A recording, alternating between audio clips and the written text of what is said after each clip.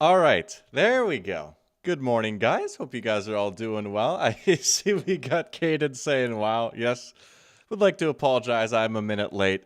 I will say I have a good reason, though.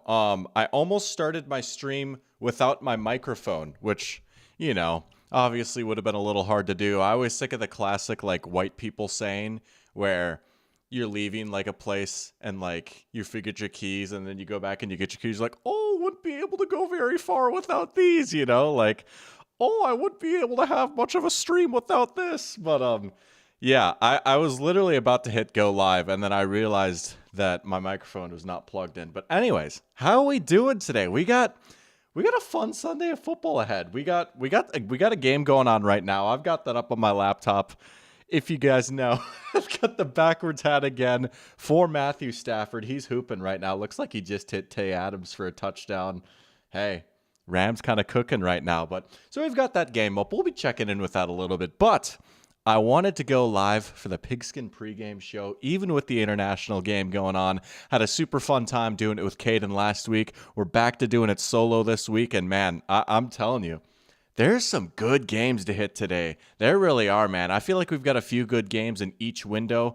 Last week was like, I don't want to say it was a bad slate of games, but there's some sleepy results. There's a few good games, but a lot of intrigue, a lot of high stakes, and as it says in my title, this is really fascinating. Not necessarily a lot of, say, divisional rivalries or anything like that, but a lot of beef this week. Some revenge games and just some beef that we got to dig into. So, super fun stream. Thank you guys for tuning in. As always, you know the drill. If you're in here, feel free to say hello in chat. Looks like we got Mile Marker and Caden in here already. What's going on, guys? Appreciate you waking up with me.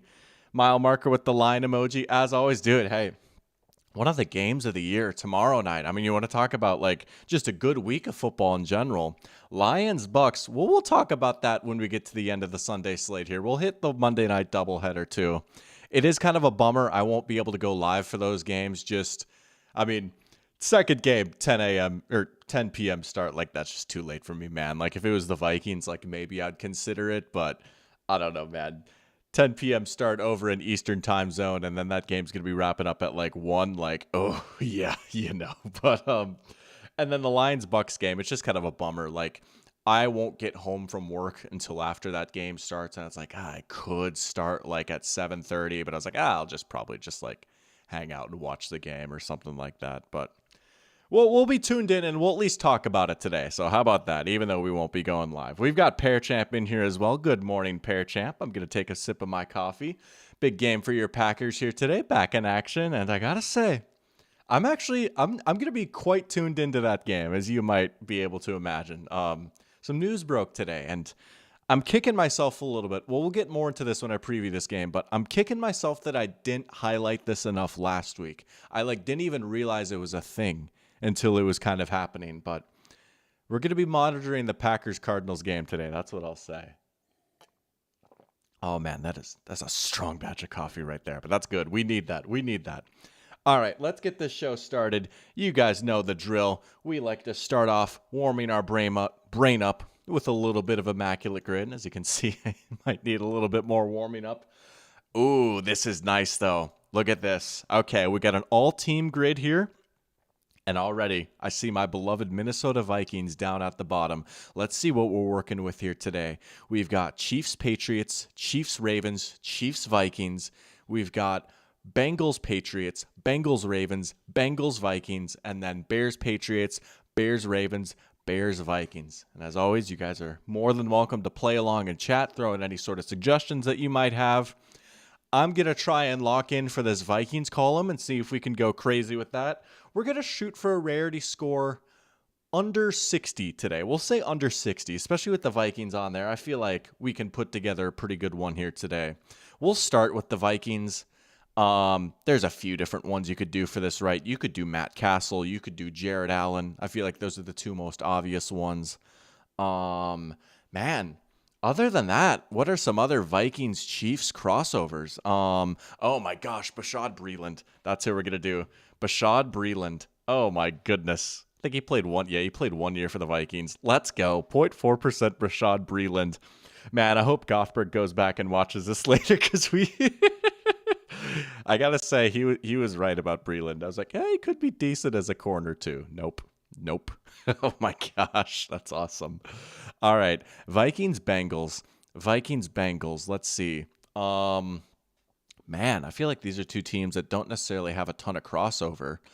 Oh my gosh, Andre Smith, right? The offensive lineman. He's the first one that comes to mind. Jerome Simpson, you could also get. Any sort of like quarterback crossover or anything. I feel like Andre Smith might be a deep enough cut that, and I'm like, there's like a small part of me that's scared that Andre Smith. It's this Andre Smith. I'm like almost certain he played for the Vikings. I guess you could get Terrence Newman too, right? Try and think about some of like the Mike Zimmer crossover guys. We're going to do Andre Smith. Nice, 1%. All right, we'll take that. That's a very good start. If we could keep this Vikings column under like 5% collectively, we'll be feeling pretty good. Vikings Bears. Okay. Bernard Berrien, Devin Aromashadu. Those are the two ones that immediately come to mind. I feel like Devin Aromashadu is niche enough that that'll be a good one. Yeah, nice. All right, 1%. Great start. Great start. Got the Vikings out of the way. 6 more, and right now we're at 2.4%. So we're on a great pace trying to get under 60 rarity score here. Let's see what else we can get. Chiefs Patriots is an interesting one. First one that comes to mind for me there is Josh Gordon, but I feel like that's a pretty, I don't want to say obvious, but I feel like a lot of people would come up with that one. You could also do Matt Castle for that. Oh geez, what else could you do for Chiefs Pats? Man. Le'Veon Bell didn't play for the Patriots. That was just the rumor. Oh man.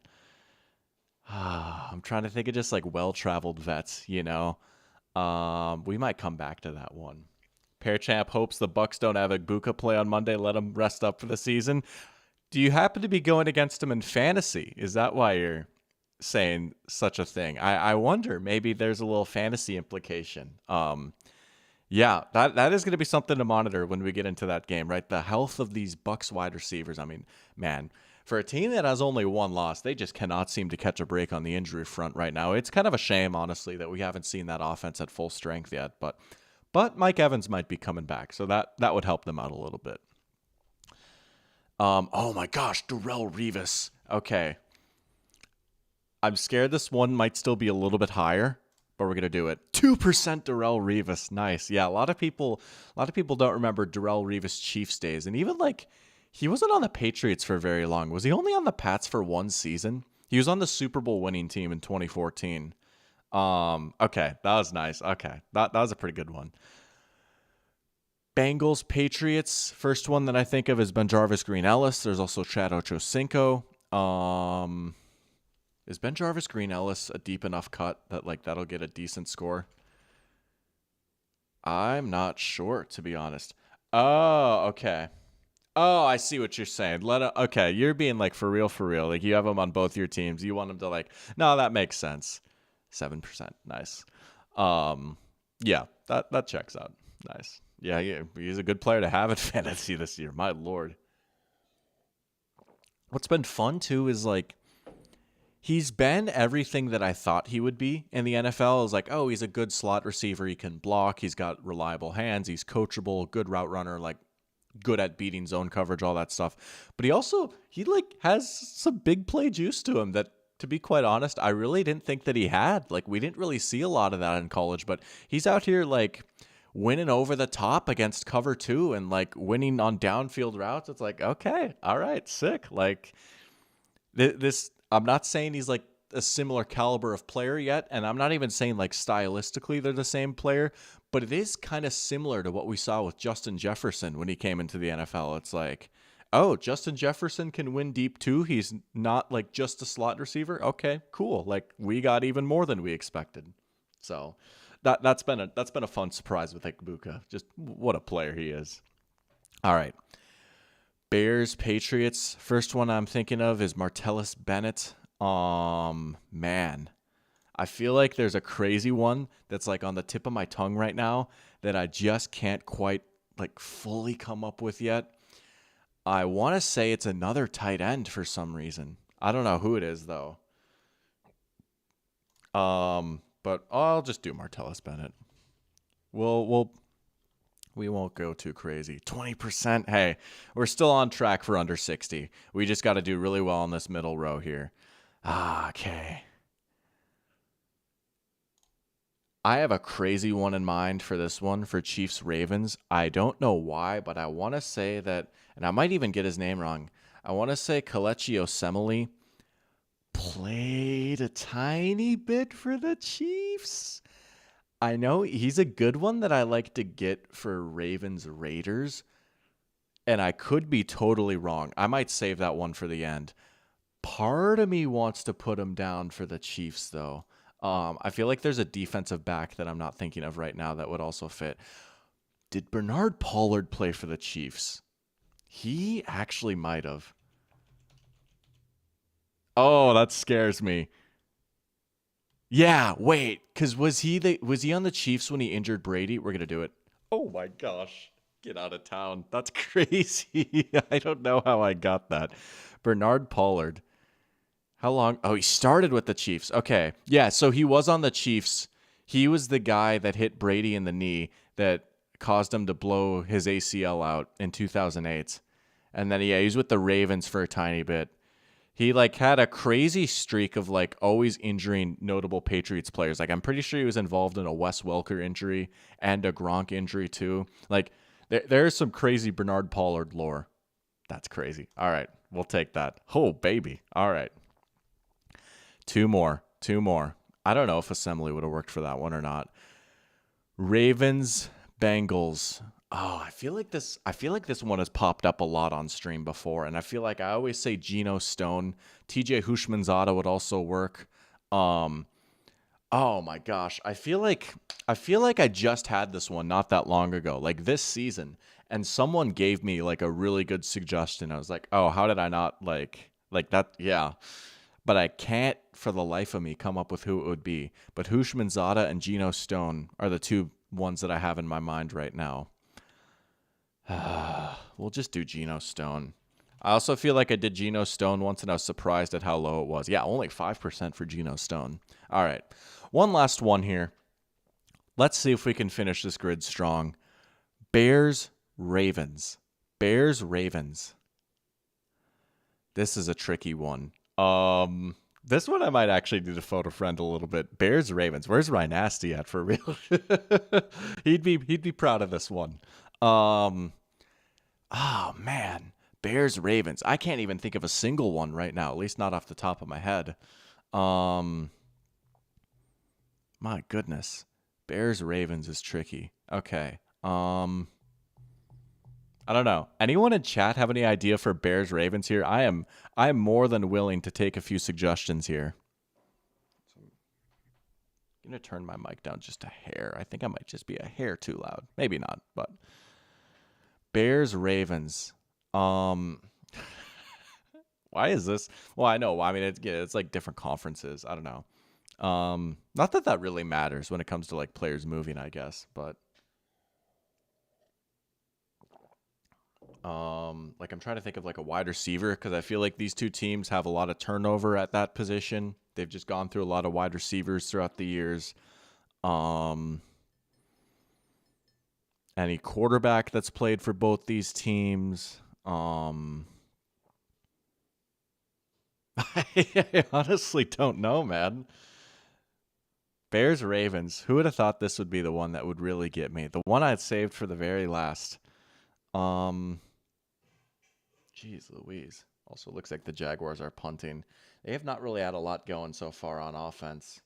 I will say, I did, not to pat myself on the back too much, I did pick the Rams in this game. They're looking pretty solid right now. That defense is really coming along. That could really be the X factor for their season. Even with Puka out, their defense is playing so well, they might be able to stay afloat, even without probably their best player for at least a week or two. But maybe no more Puka Nacua 175 catch season, sadly. As fun as that would have been to see. All right, seriously, when I come up with Bears Ravens, when I come up with the first one, I'm just gonna let that one rip, and then we'll go from there. but I can't think of one right now. Jeez Louise, dude.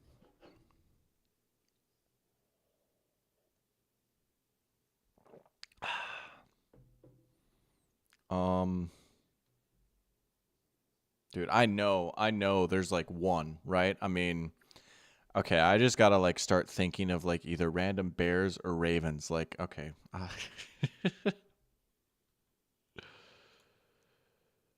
I don't know why. Like obviously he didn't play for this. Like Anquan Bolden never played for the Bears, but I can't get him out of my head. I know he played for the Lions. That's the NFC North team I'm thinking of. But for the life of me, I, this one is actually driving me crazy, dude. I can't give up though. I have too much pride for that. I cannot possibly give up. We got to power through this. Um, like, is there an offensive lineman? Like, oh my gosh. Wait. Okay, this might be dumb. Why do I don't think Morgan Moses works for this, to be honest with you. I don't think that's right. I don't think that's right. Um, did Zadarius Smith ever play for the Bears? I know he's done his whole NFC North tour, but I think it's just been the Lions, the Packers, and the Vikings, right? I don't think he was with the Bears at all. Dang it. Oh my gosh. Okay, hold on. I'm so sorry. Whatever. This is the obvious one, and this might actually like ruin my chance at 60%, but we got to move on because we spent a minute on this grid. It's Roquan, dude. I don't even know. There might have been a player involved with the Roquan Smith trade that I could like try and come up with, but yeah, 58%. That tanked it right there. That's fine. We still got under 100 at least.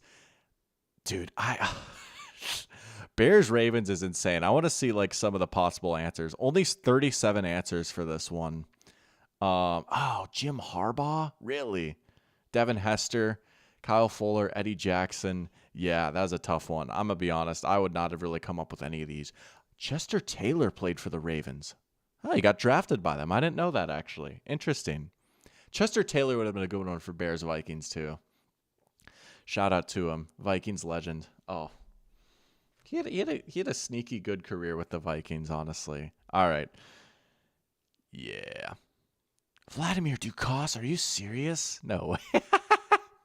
That's awesome. Vladimir Dukas. If you know, you know.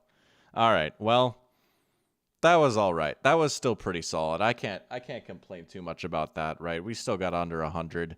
Was it under 60? No. Did the Vikings kind of carry us a little bit in that? Maybe, but we made it work.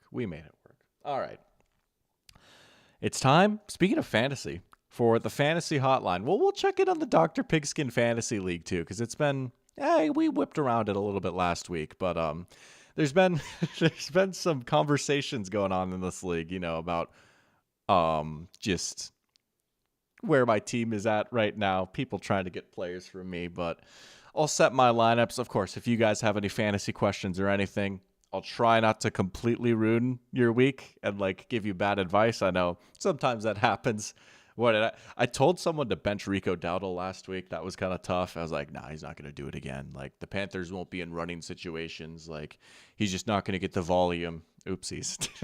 But we'll check around the Dr. Pigskin League. I'll check my lineup. I know we got the funky 9:30 a.m. start that like kind of trips some people up, myself included, but I am playing this week, and I'm actually playing against none other than the Titletown Terrorists, Caden himself. It's the battle of the 1-5 or 1-4 teams. It's the battle of the 1-win teams.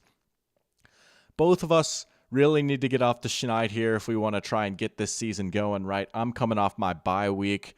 No Lamar Jackson. He's been hurt. Now he's on his bye. I don't know. It's looking like a fairly even matchup right now. Stafford's doing all right for me right now. That Devontae Adams touchdown was huge. Travis Hunter's been killing me, man. I have him in a few leagues. Maybe I overshot myself a little bit. Like, oh yeah, he's gonna step in right away and be comfortable and be good. Whatever. You live and you learn. I do think the Giants defense might actually have a decent day today, but then DK had that one big catch on Thursday night, and then really not much else. Kyron's been quiet so far, but there's a lot of game left. Okay, so we got a decent little matchup right here, but yeah, both of us desperately needing a win in this one, man. I mean, we're near the bottom of the league, and it's been a little bit of tough sledding, but we're gonna trust the process here. Let's take a look at the standings. Who's up at the top right now? Oh, that's right. Yeah, Gabe has been killing the game, man. He's unbeaten. Henry's right behind him. We got a clear hierarchy up at the top right now in this league, man. Some really strong performances by these two teams, and then other than that, it's really wide open right now, which maybe bodes well for some of us near the bottom, right? Maybe we can still try and eke our way back into the playoff race. I think it's the top 6 teams that make the playoffs, so we'll see. We'll see. But it's been all right so far. Let's just take a look. Oopsies. That's not what I meant to do. I just wanted to set my lineup here real quick. I don't think I'm going to really make any changes. I've got Fannin in at tight end right now. Loveland has been killing me, and then I dropped a Okonkwo. Yeah, and then Downs is out. I don't know. Not really much to report here. We'll check in on the other ESPN league. This team also kind of sucks. But we might win this week. We'll see. I don't know, man. I don't know. It's been tough sledding in me for fantasy, at least in these leagues. Yeah, we'll kind of keep things as they are here. Yeah. And then we'll check in on Sleeper real quick too. This is one of my dynasty leagues, Brian Thomas Jr. 1 catch, 1 yard. Wow, shocking. I got Jordan Whittington going right now too. He's got a catch for 0 yards. Just dealing with a few injuries here. Yeah. I don't think I need to make any changes. I kind of tinkered around with this lineup last night. And then here, Matt Prater and Kyler Murray, Rutrow. Okay, well, let's fix that real quick. I guess we'll put in DeAndre Swift. He's been all right, honestly, and he had a really good game last week. I could do Olave. Or Nico Collins. He's back. Yeah, we'll do Nico instead. Maybe we'll take Kyle Pitts out. There we go. We'll take out Kyle Pitts for Olave. And then we got to get a kicker real quick. T. Higgins was huge for Parachamp. Could have had another touchdown. Yeah, man. Hey, how about the Bengals getting going, right? That offense finally rolling a little bit. Flacco looking pretty solid. If you're Cincinnati, like that was kind of the vision when you made a move like that. You might be like, oh, what are they thinking? Like that's just such an interesting trade to make. But I tell you what, man, like Flacco's slinging the pigskin decently right now. And when you got those receivers, like, yeah, man, you can make an offense work. And I don't know, they're treading water right now. It's an interesting AFC North. That's what I'll say. That Thursday night game, it makes things very interesting for a couple of teams involved in the AFC North. Dare I say that division is still kind of open, I don't know, man. Like, and you look at the Steelers' schedule ahead, it's like, like they still got to play the Ravens twice. Lamar will be back by then. It's interesting. That's what I'll say. It's interesting. I don't know. We'll see. The Ravens are on their bye this week, but I'm not ruling out them still winning the division, as crazy as that might sound. They're like, 1-4, 1-5 right now. I mean, their defense is bad. Like they do act. It's more than just like Lamar needs to come back and be healthy. Like their defense actually has been bad. And so that would probably be the biggest thing that would need to change for them to really go on a run. But if Lamar gets healthy, like they certainly have the offensive firepower. They have those 2 games against Pittsburgh. I'm monitoring it. That's what I'll say. And, we've seen stuff like this happen before. We were just talking about this like a couple of weeks ago, right? The Kansas City Chiefs back in 2015, they started 1-5. They made the playoffs. 2018 Colts, they started 1-5. They made the playoffs. So we have seen teams occasionally dig themselves out of a hole like this. It's not common, right? It's kind of like the inverse of the classic 2016 Vikings example where they start 5-0 and then miss the playoffs. But it is possible. Let's peep this 3rd and 1. Oh, okay. There you go, Jaguars. Picking up a big chunk play on 3rd and 1. You'll take that. See if we can make that game a little more interesting. But, all right. It's time for the best part of the show here. This is the meat and potatoes of it all. And we got a good one today. We really do. There's a few takes that I want to get off my chest here. There's some games I'm really excited to watch in all windows. And again, we'll be going live again tonight, Sunday Night Football. Falcons 49ers. Could be an interesting game. You got a little Kyle Shanahan revenge game angle, right? Kyle Shanahan versus Zach Robinson. Two young, exciting, well, maybe the 49ers aren't young, but two exciting offenses. A chance for a good game here. So we'll be going live for that too, and we'll kind of recap everything that happened. That should be a lot of fun. But here we go. Sunday slate. You're just in time, my friend Wolf. What's going on, man? Piggy Skinny. Appreciate you tuning in. We're going to start off with the good old Minnesota Vikings, right? They're my favorite team. They're set as my favorite team on ESPN. Oopsies. Wait, hold on. Actually, almost screwed that up. And so they get favorable treatment, but also this is definitely one of the more intriguing games of today.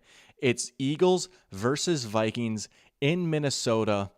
Eagles coming off sort of a half bye, a quasi bye. Vikings coming off a full bye. Both these teams kind of looking to get right, gear up for the home stretch of their season. Both these teams with big aspirations coming into the year, and it's been a little bit of a rocky road for both these teams. And there's a little bit of beef between these two organizations, too. Just some history, right, recently. I mean, you think about some of the playoff matchups that they've had. You've got a Carson Wentz revenge game, which I think is very much real, very much a thing, right? He had kind of a messy exit out of Philadelphia, and as a little bonus that was pointed out on the Athletic Football Show today that I didn't even really consider, but I do think is interesting, it's Carson Wentz versus the Eagles, but also it's in U.S. Bank Stadium, which I think is really interesting because that's the stadium where the Eagles won their first Super Bowl when Carson Wentz was on the bench and Nick Foles came in. And that was sort of one of the root causes of the tension between Wentz and the Eagles a little bit, right? It just felt like maybe that locker room embraced Foles a little bit more, right? The offense really didn't fall off at all whenever Foles came in between 2017 or 2018. So I do think very much so, like, even though it's been a long time since Carson Wentz has played for the Eagles, I do consider this to be very much a revenge game. And the fact that it's in U.S. Bank Stadium, where he just had to sit on the sidelines and watch his backup win the Super Bowl, that makes it all the more juicy and all the more interesting. And for me personally, too, I used to have a bit of beef with the Carson Wentz Eagles. You know, it's funny, right? Because I grew up a big NDSU fan, growing up in Fargo, North Dakota. But when these two teams met in the NFC Championship game back in 2017, dude, the amount of people that lived in Fargo that were just like shamelessly pulling for the Eagles in that game, saying, yeah, let's go Eagles, like, let's go Carson. And I'm like, dude, Carson's not even playing. Like, Carson Wentz is not even playing. Have you no shame? You didn't care about NDSU until they started winning a few years ago, and now you're turning your back on the Vikings for the Eagles when Wentz isn't even playing? Anyway, sorry, this has gotten personal now, but anyways, so it would be nice to have a little bit of a redemption moment, a little bit of come home Carson moment. Let's embrace you truly now as a quarterback for the Vikings. Anyways, that's kind of the stakes of this game a little bit, right? You've got the revenge game angle, beef between these two teams, and it also affects me personally. So that's how you know it's like the real deal, right? Call me crazy, call me biased, call me hopeful. I'm picking the Vikings in this game. I actually think the Vikings are going to get the job done here today. Coming off a bye, they're a little bit healthier. Offensive line is close to 100%. It's not quite full strength. Still no Ryan Kelly, but Brian O'Neill's back. Donovan Jackson is back. And I cannot emphasize this enough. Really big deal. Blake Cashman is back. I think this Vikings defense actually matches up really, really well against the Eagles offense right now, kind of in the state that it's in, right? Jalen Hurts is just having some struggles. The Eagles offensive line is banged up. And what's really interesting is they can't run the ball right now. I mean, if you think back to the last time these two teams met, 2023, that was Kelsey's last year. Eagles run game was rolling. The line was still great. DeAndre Swift rushed for like 200 yards in that game. That sort of Eagles rushing attack has not really existed this season, right? I think Flores is going to have some good blitzes dialed up. We're going to be able to take away the big plays down the field to A.J. Brown. And as long as we don't get torched on the ground, I honestly really think this defense can hold up. And on the other side of the ball, I think we could maybe get the run game going with Jordan Mason a little bit, right? The offensive line is back. This Eagles defense is just a little light in the pants right now. I mean, just you're starting to see some of these losses that they've had in the offseason add up a little bit. You don't think about it too much when it's happening, right? Like, oh, Milton Williams, like that's a bummer that he's gone, but they've still got Jalen Carter, right? Oh, Josh Sweat, that's a bummer that he's gone, but Jalix Hunt's going to step up, right? Now Zadarius Smith retires. You can kind of get him on the ground a little bit. Their secondary's banged up a little bit. I don't know, man. Jalen Carter's even questionable. I'm going to go with the Vikings. I think we could see a big Jefferson game, big game for Jordan Mason here. I'm rolling with the Vikings in this one. At home, coming off a bye. This was also pointed out to me, which I think is really interesting and kind of a fun little coaching note. First time that KOC has ever faced off against Vic Fangio, too. So fun little schematic battle there. Eagles are kind of reeling right now. Wentz starting scares me a little bit just because he is dealing with a shoulder and like he's kind of a bit of a roller coaster. But we're going to go with the Vikings in this one. I don't know. What are you guys feeling? I know that might be a little bit of a spicy take. I was looking at like the ESPN pick'em stats. Like only 24% of people are picking the Vikings here. The Eagles are road favorites. ESPN Analytics actually has the Vikings favored, which is interesting. But dare I pick my favorite team here? I'm rolling with the Vikings. We'll say a bit of a close one. We'll say 24-20. Vikings score late with like 2 minutes left and get it done. But what are you guys feeling? What's up, Joao? Good to have you in here. Good morning, man. Hey, your Seahawks. Big Monday night game tomorrow, right? Man, what a juicy Monday night doubleheader. Taking on the Texans. Seattle looking like one of the best teams in the NFL right now. Hey, they got it done against the Jags last week, even with that dilapidated secondary. That was a pretty impressive win for Seattle, I got to say. They got it done, man.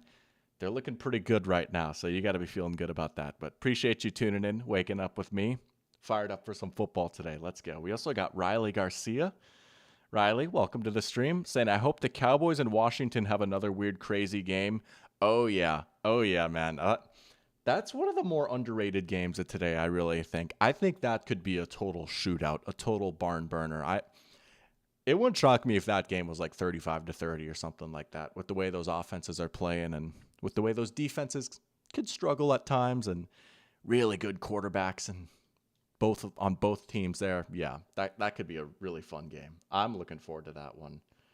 Bro, touchdown Rams. Let's go.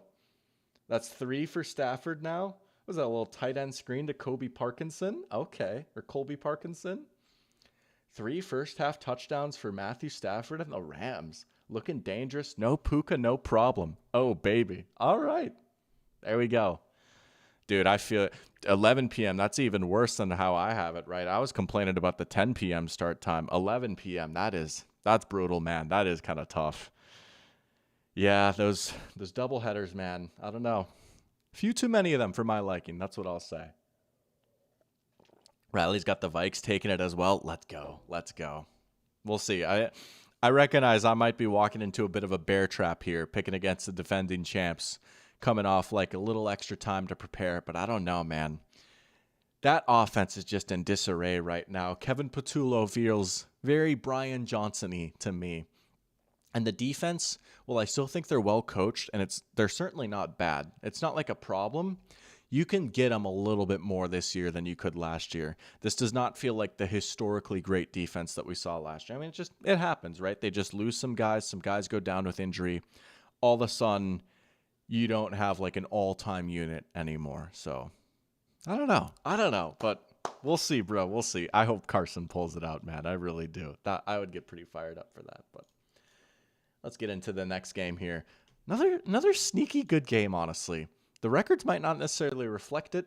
This might not be the sexiest matchup of all time, but there's some pop to this. Also, looks like the touchdown didn't count. Looks like he was short. I think Kyron's going to get it. I was saying that Stafford is on his bench. That's tough, man. Yeah. Definitely not going to class on Tuesday. Yeah, that's probably smart.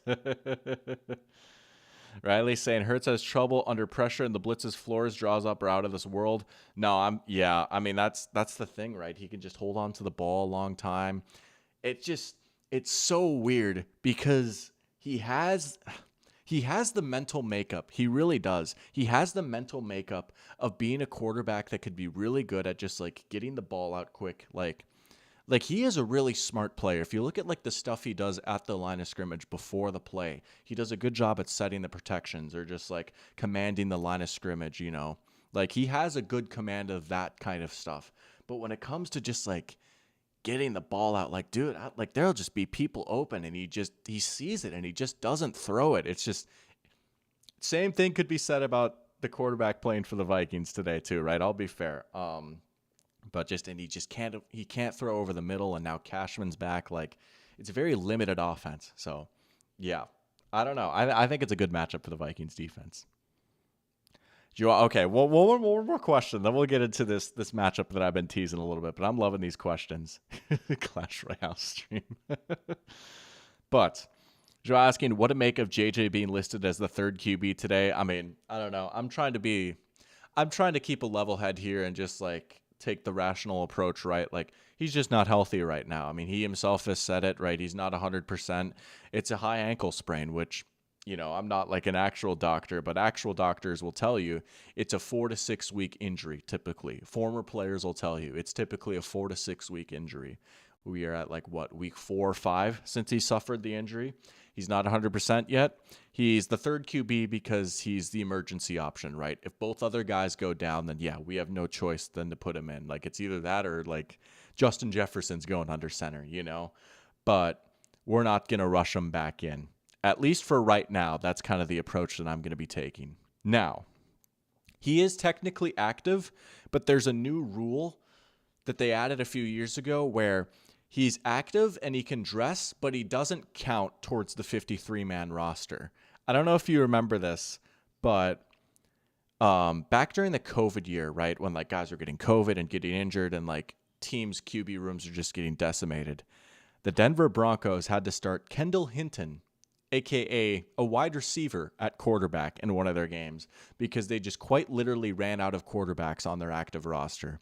And so then after that, the NFL is like, okay, you can have an emergency quarterback that can like dress for you and like be active, but they won't count towards the 53-man roster. So if I'm not mistaken, he's active, but he doesn't count towards the 53-man roster, if that makes sense. Now, if we're doing this like, if it's like 3 weeks from now and we're still doing this where it's like, oh, he's not healthy, guys, I promise, then I start to get a little bit more concerned, right? Like if we get to like the beginning of November and he's still not out there and Wentz is like doing what he's doing right now where it's like, it's fine, but like kind of frustrating and like clearly not good, not like terrible, you know? If we're like, I don't know, 5-5 and like he's still not out there, then I start to get a little concerned. It's like, okay, what does this coaching staff actually think of him? But for right now, it is what it is. Would I like to see him out there? Absolutely, but not if he's not fully ready. And, you know, maybe an extra week on the bench wouldn't hurt based off what we saw last time from him. So we'll see. But there still might be hope for the TikTok broccoli haircut, dude. I was like, I laid into him on that Falcons Vikings stream. I was like, you know what? I was a little mean to him. He is younger than me after all, but he could probably beat me up. But it's chill. All right. Wolf asking, is Chuba Hubbard fantasy value terrible right now? It's tough, right? Because you want to ride the hot hand with Rico Dowdle. But Hubbard's been good even this year when he's been in too, right? I do feel like it's just going to be more of a split backfield committee approach. Both these guys are going to get a decent amount of work, but he's probably not, compared to like where you probably drafted him at the beginning of the season, he's probably like down from that, but in a pinch, he's still very much playable in fantasy, I think. Could you sign an emergency QB? That I don't fully know, to be honest. I wouldn't be able to give you a full answer for that. I might have to do some research on that. But anyways, I'm loving this, though. I'm loving these conversations. Let's get into our next game. Hinted at it a little bit earlier. Sneaky good game, I really think. Oh, hold on a second. We just talked about this one. You know how it is. This happens every once in a while. You know how it be. There we go. Sneaky good game. Caden's upset team from last week didn't quite happen, but they put up a pretty good fight. And another little beef matchup right here, right? Talking about beef galore. Fun game in Chicago. Saints versus Bears, a.k.a. Spencer Rattler versus Caleb Williams, who were once teammates at Oklahoma. Spencer Rattler was the highly touted future number 1 overall pick. Kind of had a falling out there. Caleb Williams ended up coming in and taking his job, right? Both those players have kind of grown and matured a lot since then, but I don't know. I can get how, like, people might be annoyed of, like, drumming up the rivalry a little bit too much, right? Like, they've both moved on. But I'm still kind of excited to watch these two guys face off here today, right? These are two, dare I say, these are two of the more exciting young quarterbacks in the NFL right now. I think both are playing really good football right now. And especially, like, relative to expectation, like, Spencer Rattler has been so much fun, dude. I don't know. Against the Bears defense, that's kind of so-so, right? Like, I could see some points in this one. I really flirted with picking the Saints in this one. I really did. Just because, I don't know. The Bears got such a big win on Monday night, but I'm still just, like, a little skeptical of this defense. We'll see how the run game looks. It looked really good coming out of the bye last week. Swift got going. But I don't know. The Bears operation, I mean, it feels like they're under a first-year head coach, right? Totally makes sense. It's a little disjointed at times. There's certain aspects of the team that'll look good one week and then struggle the next week. I don't know. I do think, though, I still went with the Bears. I did cop out a little bit. I did coward out a little bit. Just a little bit more talented. They're at home. Ben Johnson's got them rolling right now. They seem to be pretty bought in. Something that I really noted that kind of impressed me on Monday night was, like, how much the receivers are blocking, which really speaks volumes. And I think, you know, I've been on Ben Johnson's case before, but that's usually a good sign for a new coaching staff. If you've got receivers blocking, and not just that, but like DJ Moore is blocking, Luther Burden is blocking, guys that have been knocked for their effort level in the past. Now you see him doing that.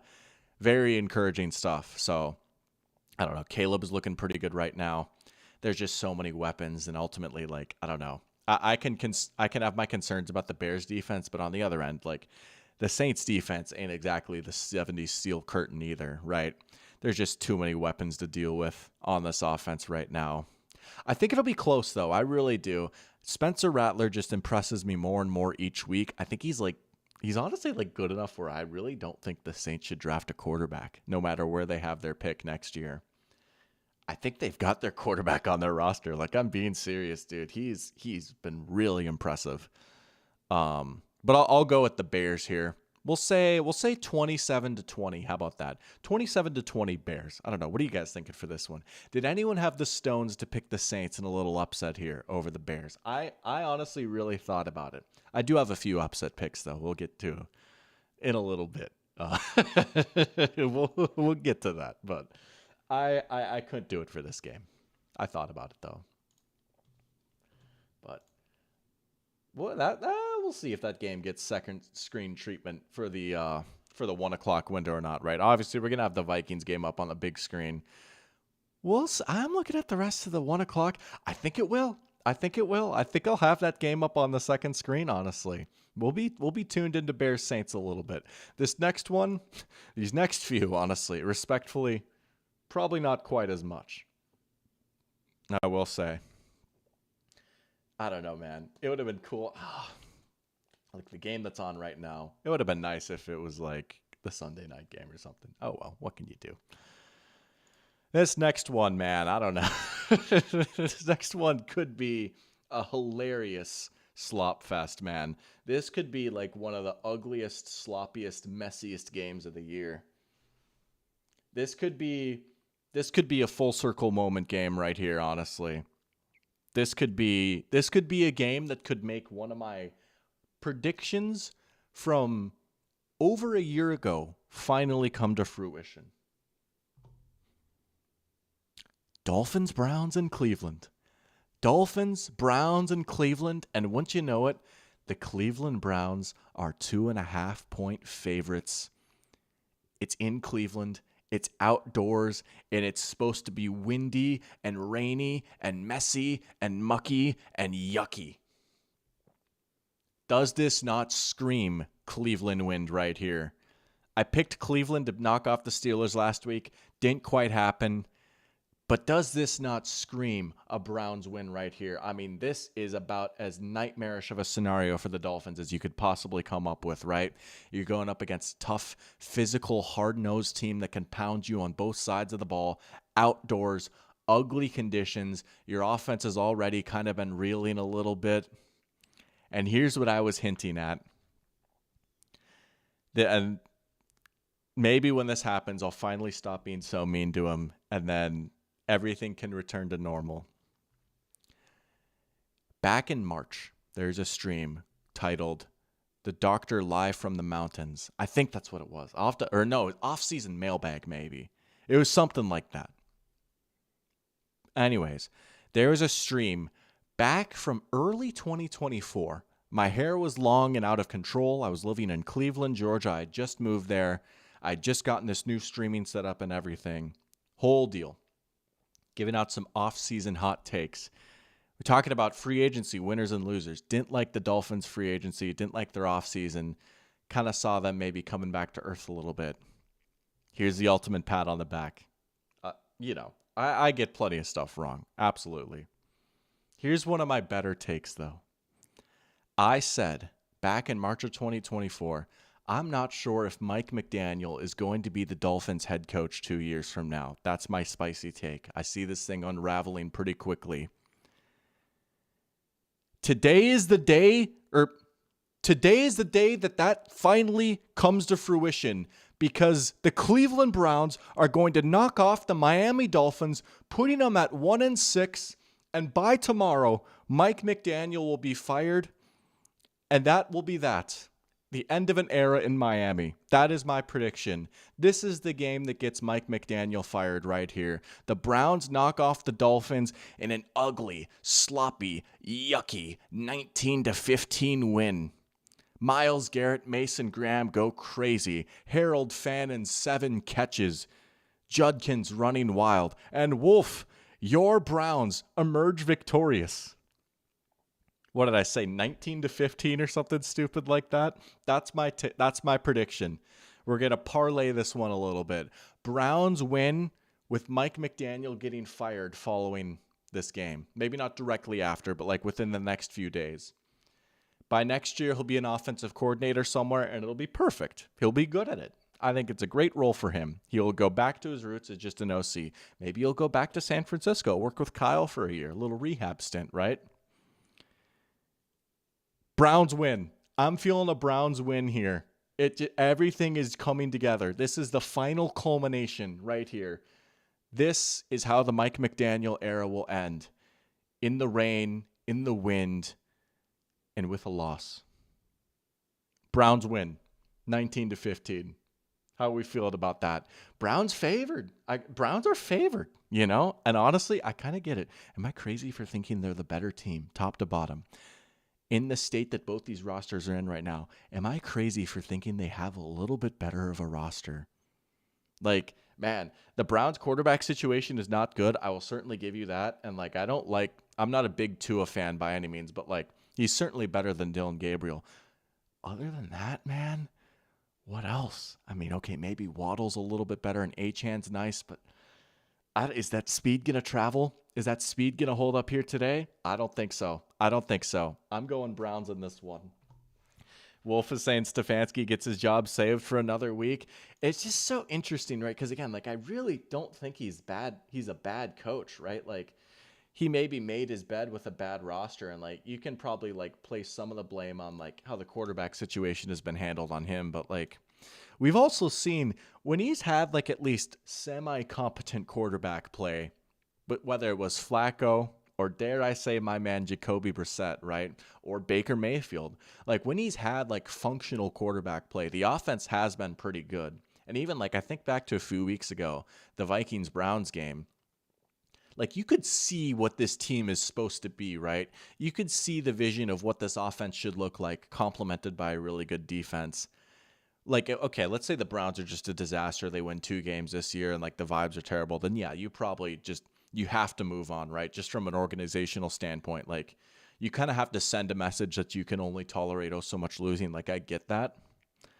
But for what it's worth, I honestly do think he is a pretty good coach. And if he were to get fired, some other team would snap him up real quick, whether it be head coach or as an OC. He would find his way back onto an NFL organization really quickly. That's what I'll say.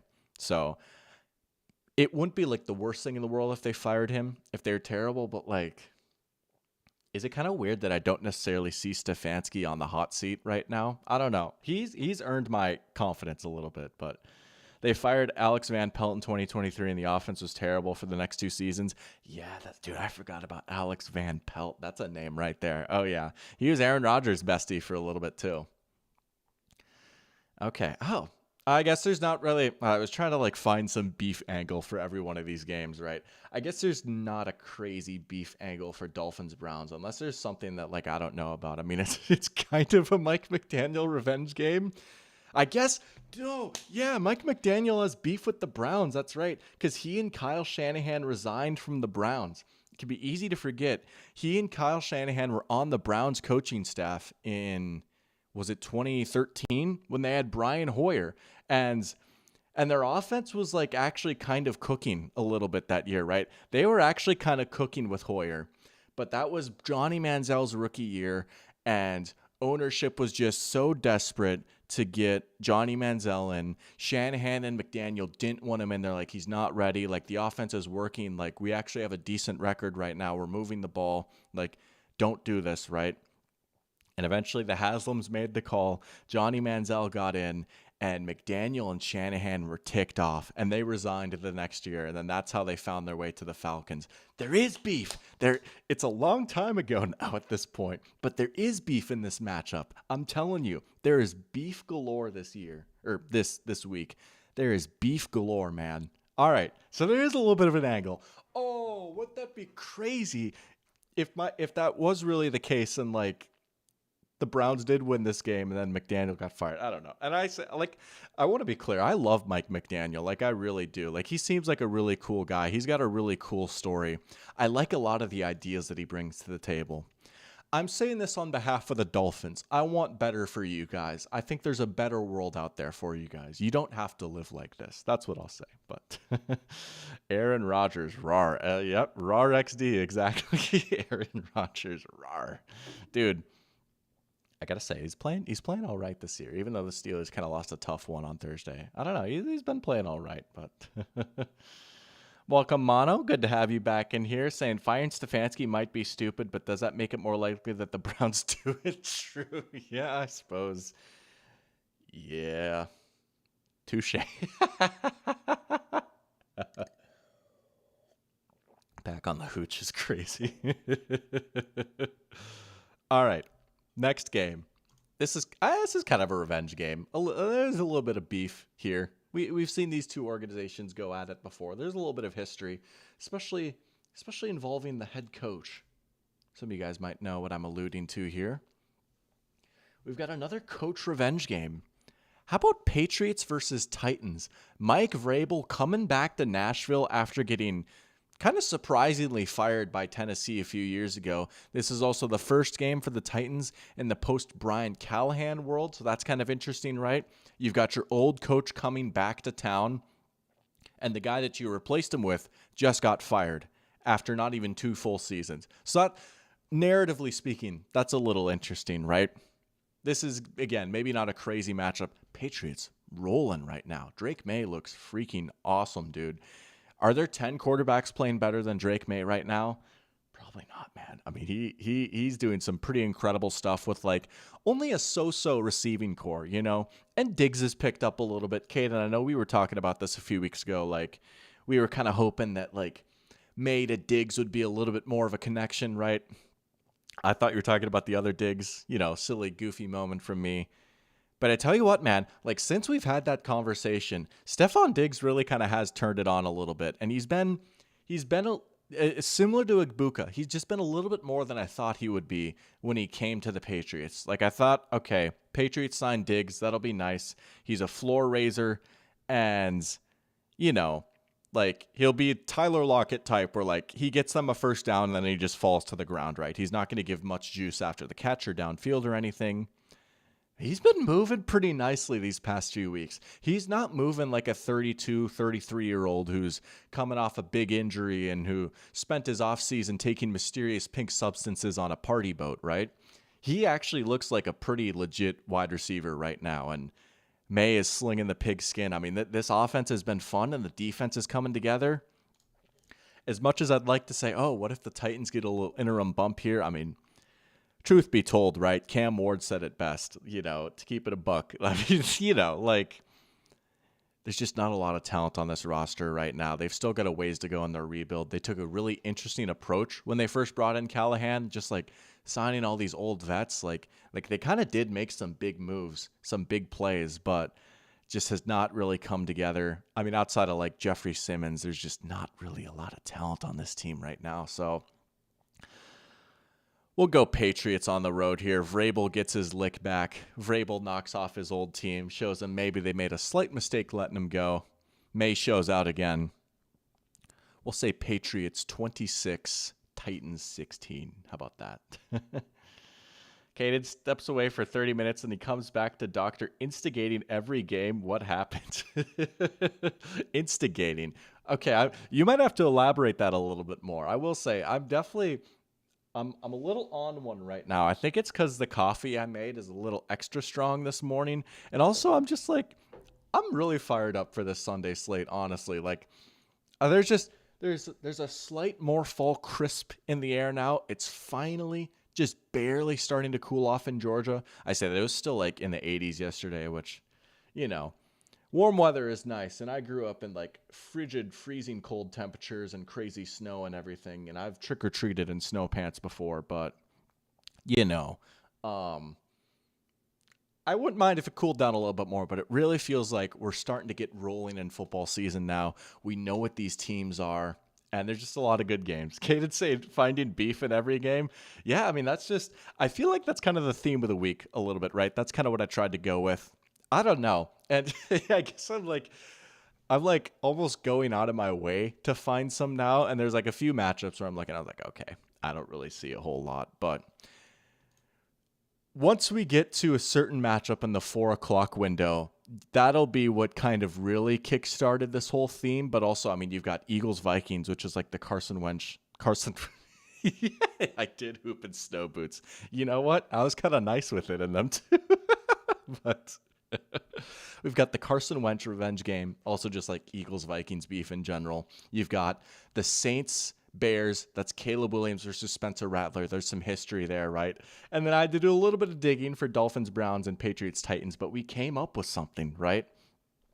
There's like a few matchups I'm looking at right now. It's like, okay, there's probably nothing there, but there's the most random beef ever going on for one of these matchups in the 4:00 window. And for someone who's way too online like me, I'm super tapped in with this, and I've seen some crazy things, dude. You will genuinely not believe what matchup I'm referring to when I say that, like, honestly, the beef between these two fan bases leading up to this game has been World War III. If you go pull up the schedule right now, look at the games in the 4:00 window, you will not believe which game I'm referring to that has probably the most beef at stake going into this week. It is truly shocking. Here's a little hint.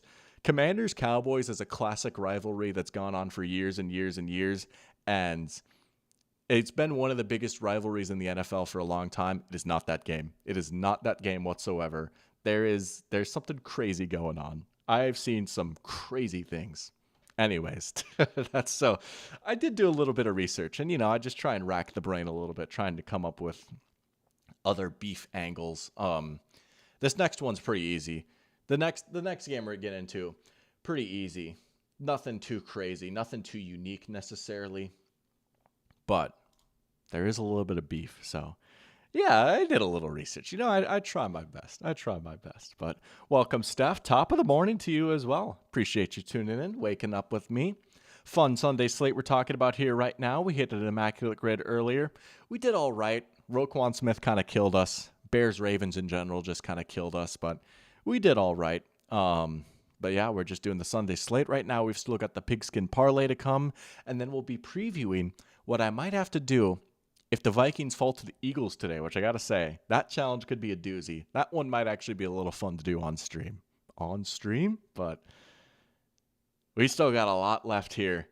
It's 11 o'clock, man. We're 2 hours away from football. Let's go, baby. Let's go. All right. On to the next game. Got beef? These two teams do. I mean, it's pretty, yeah, of course they do. They're division rivals. What else is there really to say? I don't have like some crazy niche story to pull up. I guess I could talk about the John Gruden bus ride back in 2020. Raiders pulled off a shocking upset over the Chiefs in Arrowhead, right? One of the biggest upsets of the season. And after the game, John Gruden had the team bus do like a victory lap around the Chiefs stadium, and they're like, pounding the glass and like yelling at fans and stuff. But other than that, I don't have anything too crazy. I think it's the biggest spread of the week, right? Chiefs are 12.5-point favorites at home. The thing to watch for in this one is he's back. Rashee Rice is back for the Chiefs for an offense that's already started to look like it's finding its legs again with Worthy being back. The backfield looks to be a little bit more sorted out now. The offensive line is playing better. And I got to say, as someone who was kind of fading the Chiefs a little bit going into the season, right? That was kind of one of my biggest takes was like, I don't know, man. Like, I'm not going to say they're going to miss the playoffs, but it kind of feels like this might be the year that their AFC championship game streak ends, right? Like, this feels like the first year where they're clearly number 3 behind Baltimore and Buffalo. Dude, here we are now. They're 3-3, and yet I feel a lot better about the Chiefs than I do either of those teams right now. Am I crazy for thinking, like, they're 3-3 right now, but they are the team that I feel the most confident about in the AFC. This offense looks figured out, and they just got their best receiver back. Mahomes is playing incredible right now. There's still certainly some questions on the defensive side of the ball, but you could say that about a lot of the contenders in the AFC right now. Kansas City looks good. I'm not going to lie, man. I think this game might be a blowout. I think it's pretty fair to have the Chiefs as heavy favorites here. I mean, and it's crazy too, like, because Rice is coming off the suspension and also he's coming off an injury that he suffered last year, right? So in some ways, like, he got a little bit more time to recover from his injury. And I just think, man, like, this could be the best for the rest of the season now with Rice back. This could be the best looking Chiefs offense that we've seen in a while. Like this could be the most exciting Chiefs offense that we've seen in a while, right? We could see some slight 2022 Chiefs vibes here, which if you follow this channel, you know I like to speak in hushed tones about that season. That is maybe one of the greatest offenses that I've ever seen, right? You're right, Mono. I mean, seriously, they kind of took it to the Lions on Sunday night last week, right? I mean, they beat them by double digits. The offense looked great. I mean, each passing week, it looks like they've gotten things rolling just a little bit more now. I think Rice coming back, he should be full strength now. It's been over a year since his injury.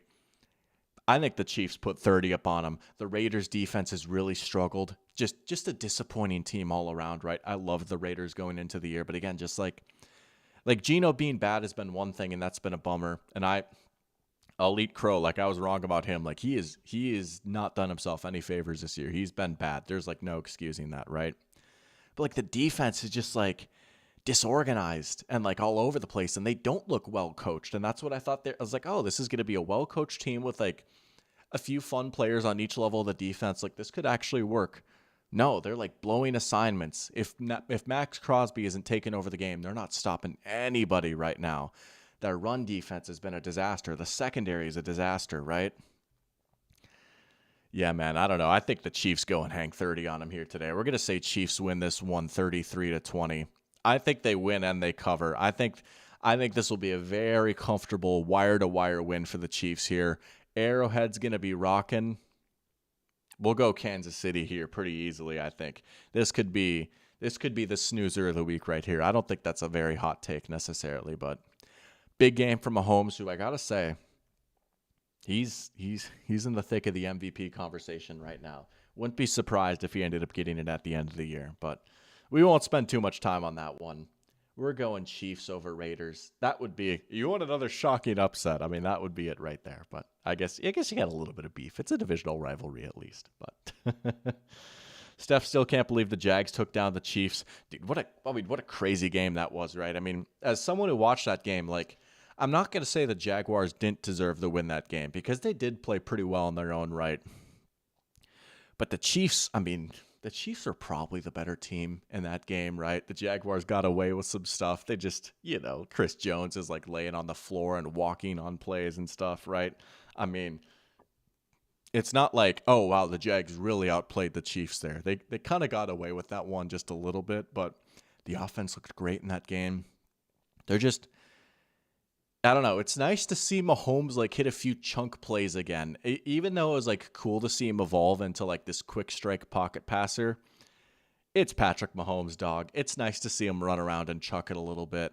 And now with Rice back, someone who's actually good after the catch, they can get that underneath stuff going with him.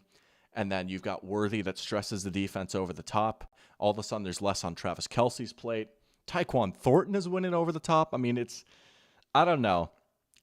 Going into the season, I was a little sick and bored of like the current iteration of the Chiefs that we had seen the past few years. Like, I wanted to see a new wrinkle. We're kind of seeing it now. And with Brashard Smith, too, who adds a little speed out of the backfield. I understand, like, being tired of the Chiefs. Like, I totally get that. And I still would probably rather see another AFC team in the Super Bowl this year. But I don't know. It's nice for me to actually be excited when talking about the Chiefs again. And, like, I'll at least, if they, like, hang 30 today, like, it'll at least be fun. It'll be a fun 30 at least, I think. So, I don't know. As a neutral, I'm excited to see the Chiefs be a little fun again. But also, it's a little fun when they lose, I got to admit. I say this as someone that has a Mahomes jersey. Whatever, But yeah. Mile marker saying they outplayed us for sure. I mean, a little bit. I mean, the Lions certainly hung in there, though, right? It's not like, I said like double-digit defeat or whatever, but like the Lions were very much in that game for a long time. And there was just like a few things that didn't go Detroit's way either, right? Like, I'm not going to say that the refs were like terrible in that game, but like the Jared Goff touchdown catch not counting, like objectively speaking, that's the correct call, right? But it just sucks that penalty wipes away what would have been a sick play, right? So, and I mean, the Lions were pretty banged up too. So I don't know. We'll talk about the Lions in a sec, but I think they'll be okay. Mono saying in a just world, the Chiefs have taken Paxton Lynch in 2016, like they originally wanted, and been mid ever since. Dude, that would have been, imagine that alternate history. And then like Mahomes goes to the Saints in 2018 or 2017 or whatever. Parachamp saying if Baker wins MVP, then the 2018 draft class will have 3 different players get the award. First time in NFL history. That's a great fact right there. I didn't know that. That makes sense though, right? You've already got Lamar and Josh. Baker would be the third.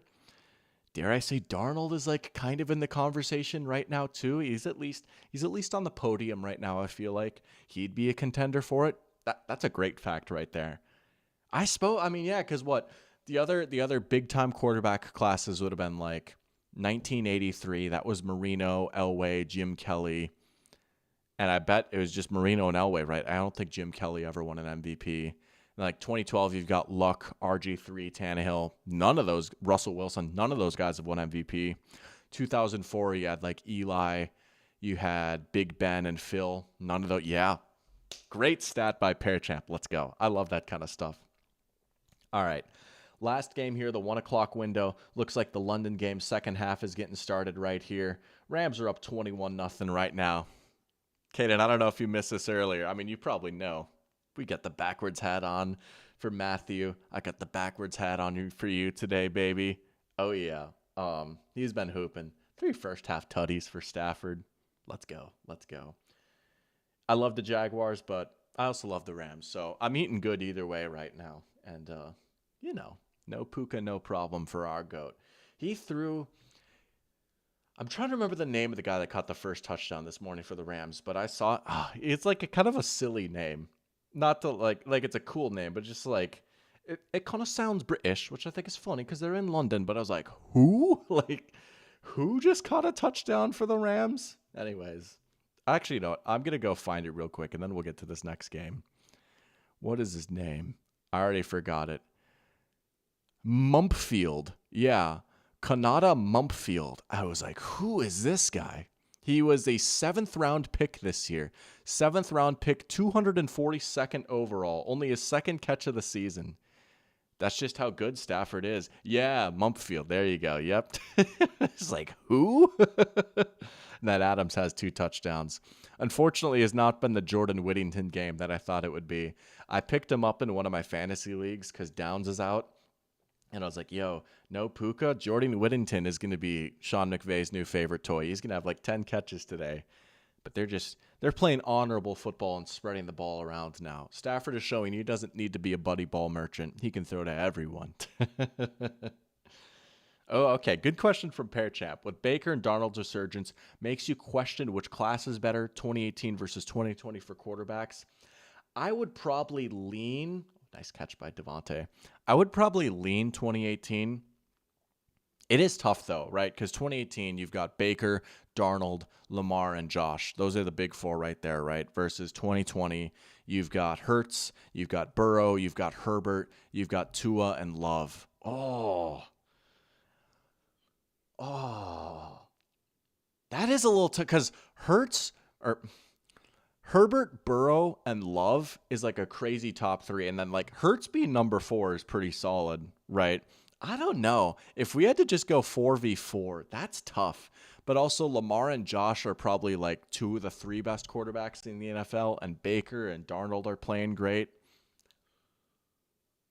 And respectfully, I don't know how big of a tiebreaker Tua is necessarily versus like who would ever be the 5th quarterback from 2018. I mean, I guess it would be like Rosen or something. I don't know, but I'll still go 2018, but it's close. It's a great conversation to have, but I'll go 2018, barely. All right. Last game of the 1 o'clock window here. Oh, baby. There's no beef, but there's a good time to be had, potentially. There's some high vibes going on right now. Keep pounding, baby. Don't you dare let the Carolina Panthers get hot. Uh-oh, here come the Panthers, looking for 3 wins in a row, looking to get above 500 for the first time in years. Going up against the winless New York Jets, what could possibly go wrong, right? Surely this isn't a big trap game that the Panthers are walking into. I don't know. I'm a little scared to say this. I picked the Panthers in this one. I really did.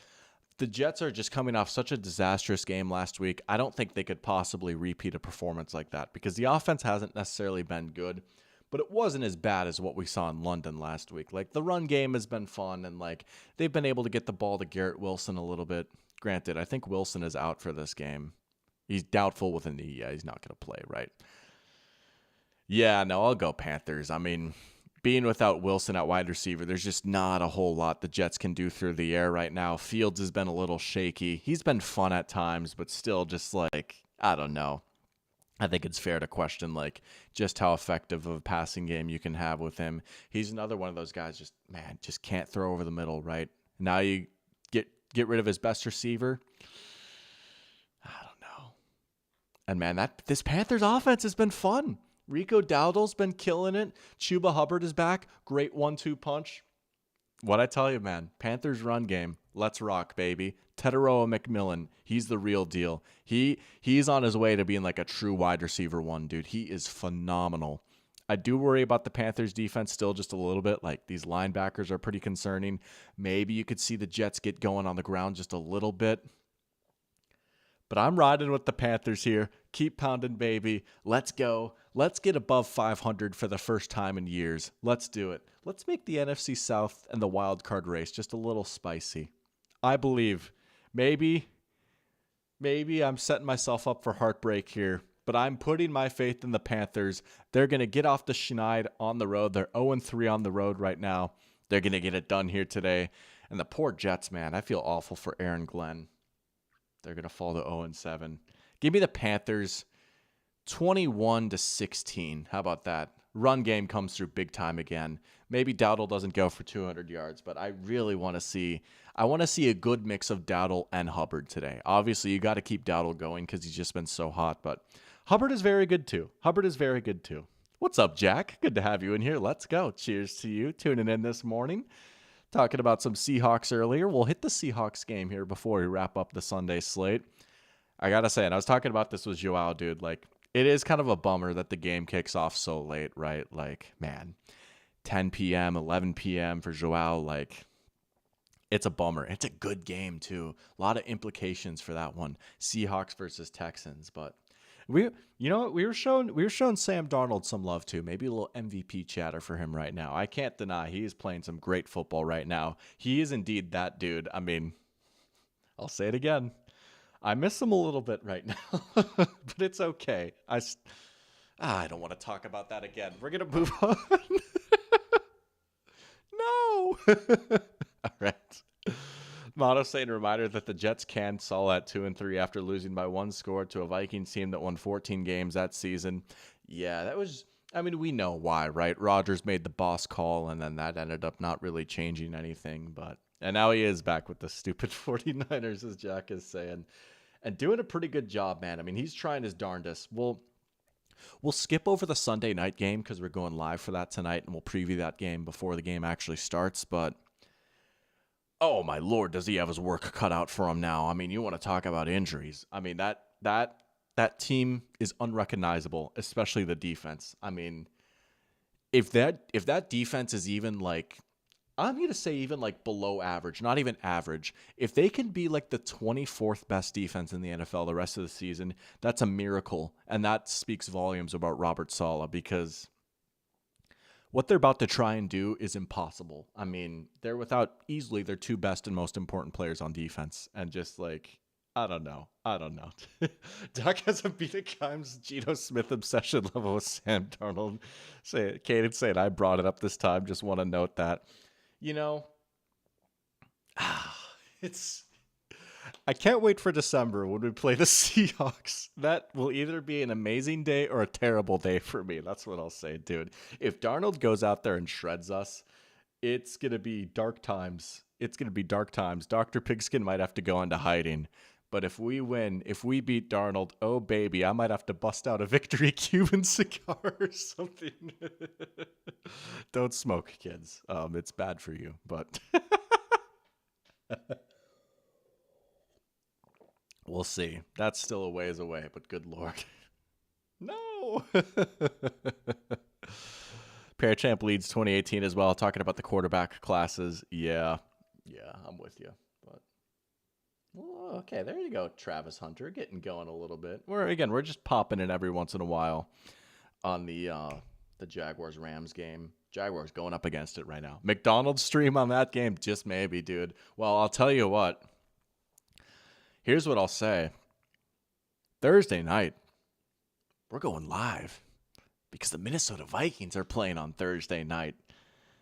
And, last time the Vikings played on Thursday night in Los Angeles, that was the first McDonald's stream. So, maybe, just maybe, if you guys are lucky, and if I'm feeling up to it, which I just might be, maybe Thursday night. We'll see. We'll see what the vibes are like, but keep your eyes peeled. Thursday night, though, Vikings, Chargers, TNF.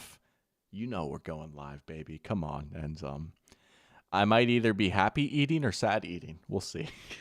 But that's Thursday's conversation. All right. 4 o'clock window. Here we go, baby. Let's go.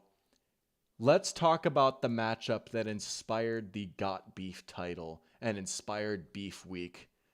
I was kind of hinting at this earlier. I was like, you will not believe which matchup I'm alluding to. The one that started this whole thing. I kid you not. And again, okay. Yep, that's it right there. You nailed it. Yep, Caden, we're doing that. All right, you got it.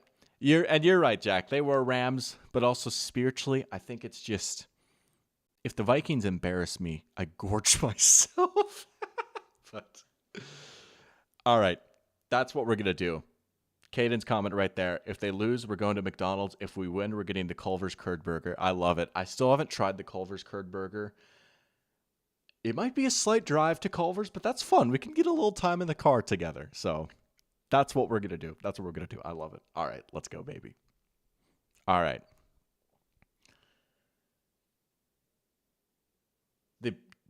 The fights going on between these two fan bases right now, and a little bit these players. Some of the players on these teams are taking shots at each other right now, too. It has legitimately been like World War III online.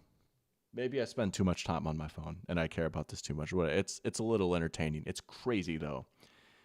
But honest to goodness, in Beef Week, the game with the most beef is Giants-Broncos. You will not believe some of the things that have been said.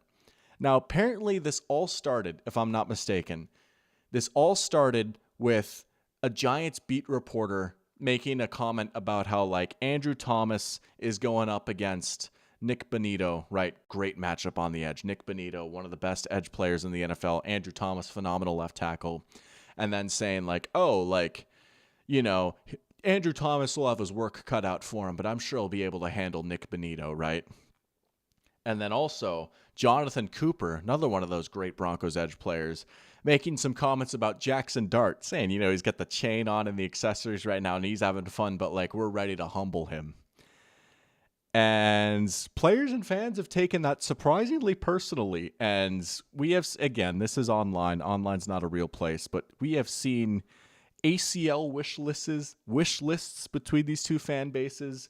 We saw a Giants fan ask a Broncos fan, how's 88 doing today? In reference to the late Demaryius Thomas, who's unfortunately no longer with us, and just all sorts of fights. And it's crazy because I think even without all that, and again, this is just like stupid. Let's get to football now, right? I honestly think this game kind of rocks. This matchup kind of rocks. This is a big on big, just big old meat fight between the Broncos and the Giants. Two teams that are really strong at the line of scrimmage. Two teams with really good defenses that are just going to kind of beat the crap out of each other, right? Cam Scadaboo running downhill against this Broncos defense. Let's go, baby. Come on. That's awesome, right? This Giants pass rush, one of the best in the league, going up against this Broncos offensive line, one of the best in the league. Let's go, baby. This game rocks. This matchup rules. I really think it does, man. Oh, I've gone back and forth. on who I'm going to pick for this game, dude. I honestly think if Malik Neighbors was healthy for the Giants right now, if Malik Neighbors was healthy, I would feel a lot more confident about picking the Giants just because Denver's been running a lot of man coverage. Even though they've got a really good secondary, they can occasionally get hit for big plays downfield. I always come back to that game, the Monday night game against the Browns last year, right? Where Jerry Jeudy went for like 250. You can beat them over the top a little bit. We saw the Colts beat them over the top a little bit this year.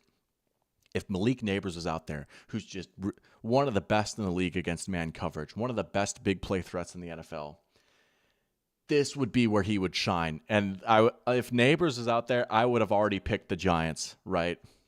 I'm still tempted to do it just because I think this defense can cause a lot of problems for a Broncos offense. Again, it's very horizontal. They mix in a few downfield shots here and there, but it's a lot of screens. It's a lot of stuff to the flat. And I've shouted out these guys a lot, but I love them. You know who's really good against that kind of stuff? It's Drew Phillips and Javon Holland. Two defensive backs that are really good at coming downhill, muddying up screens and these little dump-offs, which most of the Broncos passing game is built around, right? Bo Nix has played a little bit better. I will give him that. Like, he's looked a little more solid these last few weeks. And the line is good. But every once in a while, when they do lose, he just falls back in the pocket or he just like goes down. Like he'll just take a sack where maybe he shouldn't, you know? Oh, I genuinely don't know who I'm going to take Denver. I really want to pick the Giants here, but I can't. I think if they had Neighbors, I would take Denver. And I will also say, to make it full circle here, to kind of go back, to put a more positive spin on this game, right? Caden is saying WTF, what I was talking about with Demaryius Thomas. Here's a more positive thing, and here's what I think would be really cool why the Broncos win today, right? I'm picking against the team of Dr. Pigskin here. A Broncos win would be cool, and it's hard to deny them because today is going to be a very emotional and bittersweet but potentially special day for the Broncos. And that is because Demaryius Thomas is getting inducted into the Broncos Ring of Honor today. Mile High is going to be rocking. I can't pick against the Broncos on a day like this. I do think they're the better team. But I think this is going to be a phenomenal game. I really do. Yeah, Greenlaw versus Scadaboo is going to be sick. I'm fired up for this matchup. I'm going to go Broncos in a triumphant, bittersweet, emotional day in Denver Broncos history. They win on Demaryius Thomas's day. Let's do it for 88 today. Sorry, team of Dr. Pigskin. We'll go back to you next week. But this week, we're rocking with the Broncos. Let's do it for DT. Let's go, baby. Yeah, we're going with the Broncos. We'll say Broncos win a tough one here, 23-17, but I actually saw a really good tweet about James Palmer. He's pretty much telling the story. You know, he's covered the Broncos for a long time. He lives in Denver. Good reporter. And he did an interview with Demaryius Thomas, like near the end of his Broncos career, where, you know, he was struggling with drops a little bit. He was just getting a little bit older. You could tell he was slowing down, and it was like really weighing on him, right? And he just kind of like lost his confidence a little bit, you know, and he was like asking him, like, I don't know, like I think my Broncos career is almost over. Like, you know, fans are like booing me. Like, how do you think they're going to see me? And he told him, he's like, I think that they'll see you as like one of the greatest Broncos ever. And then he's saying like, on Sunday he gets inducted and I hope he can hear their cheers when he does. It's like, you know what? Let's go, baby. Let's go. So yeah, we're doing it for DT today. Let's go. Welcome, Ryan Nasty. Good to have you in here. Good morning, man. Hashtag go Bucks indeed. We'll get to a little Bucks talk here in a little bit. Good game. Good game. Bucks Lions, baby. Let's go. Let's go. Asking what the grid looked like today. We did all right. We got a rarity score under 100. We were going for under 60. Vikings did carry us a little bit. I definitely would have got it. I'm not going to lie, though, dude. Bears-Ravens killed me. I spent a good 5 minutes on Bears-Ravens, and I couldn't come up with anything. And then I finally remembered Roquan Smith existed. And so then we just took the L and we went with Roquan, who was like a 58%. It was like, yeah, there goes the under 60. But other than that, we honestly did pretty good today. You know what? I was talking about you earlier. Well, I'll show you the grid that I put together here. I was like, man, where's Ryan Nasty when I was filling this out? Like, I need him right now. But we did all right. That's what I'll say. We did all right. Here's the grid that we put together today. Some solid work. I've done better, but I've certainly done worse. We kept it under 100, though. Shout out to Shad Breland. But as always, cleaning up on the Vikings, and then this just killed me. This just absolutely killed me. But I was looking through some of the options for Bears-Ravens, and I was like, yeah, I would not have come up with these. But oh, yeah, we got some love for DT going. Oh, yeah, baby. Oh, yeah, dude, he was a sick player for a minute, honestly. Also from Georgia. Shout out to him. So, man, never forget his walk-off against the Steelers in the playoffs. Unbelievable game. Pair champs saying Rams almost had a pick six there. Yeah, it looks like they're taking care of business. They've kind of put the clamps down on this Jags offense so far. Rams defense, man. They're looking pretty legit, dude. They're good. Like, oh, I love me the Rams. Anyways. All right, next game. Cordell Stewart. Yeah. I saw him on lists as like, I'm not going to lie, dude. I had no idea he would have been an option for that. All right, next game. No beef to report here, really, right? We're trying to stay on the beef beat right now. So the NFL meet-off is crazy. Mitchell versus Shea. So the Broncos, Mitchell or Shea in this game? I would say that, well, Donovan Mitchell out-meated Shea, right? That's the lore, right? So I guess the Broncos are Donovan Mitchell. So, you know, but I feel like Travis gets them both. Anyways. Don't remind Michael of that play. Oh, yeah. A little Steelers fan heartbreak right there. Yeah. I think Michael and I were actually talking about this on a stream a while ago. I was like, I'm not gonna lie, dude. I was fully pulling for the Broncos there. We were a Tim Tebow family growing up, unironically, especially my uncle. Man, shout out Uncle Jeff, bro. We were going crazy for Tebow back in the day. All right, next game. As I was saying, no beef to report here, but I don't really care because this, you could argue this is game of the week. A lot of high stakes in the AFC. It's hard to believe, but the winner of this game will move to the number one spot in the conference. And who would have thunk that going into the season? Certainly not me, Mr. I had the Chargers in last place. Colts Chargers. Let's go. Colts Chargers at 4:05 in SoFi. What a game. Oh my goodness, right? You've got I think this could be a really fun battle, even with the Chargers being banged up and hobbled a little bit, just because of the way these two teams match up. I think the game script is going to lead to a very competitive, close game. Not to mention that just like, these are two really good teams that are playing good football right now, right? Colts versus Chargers.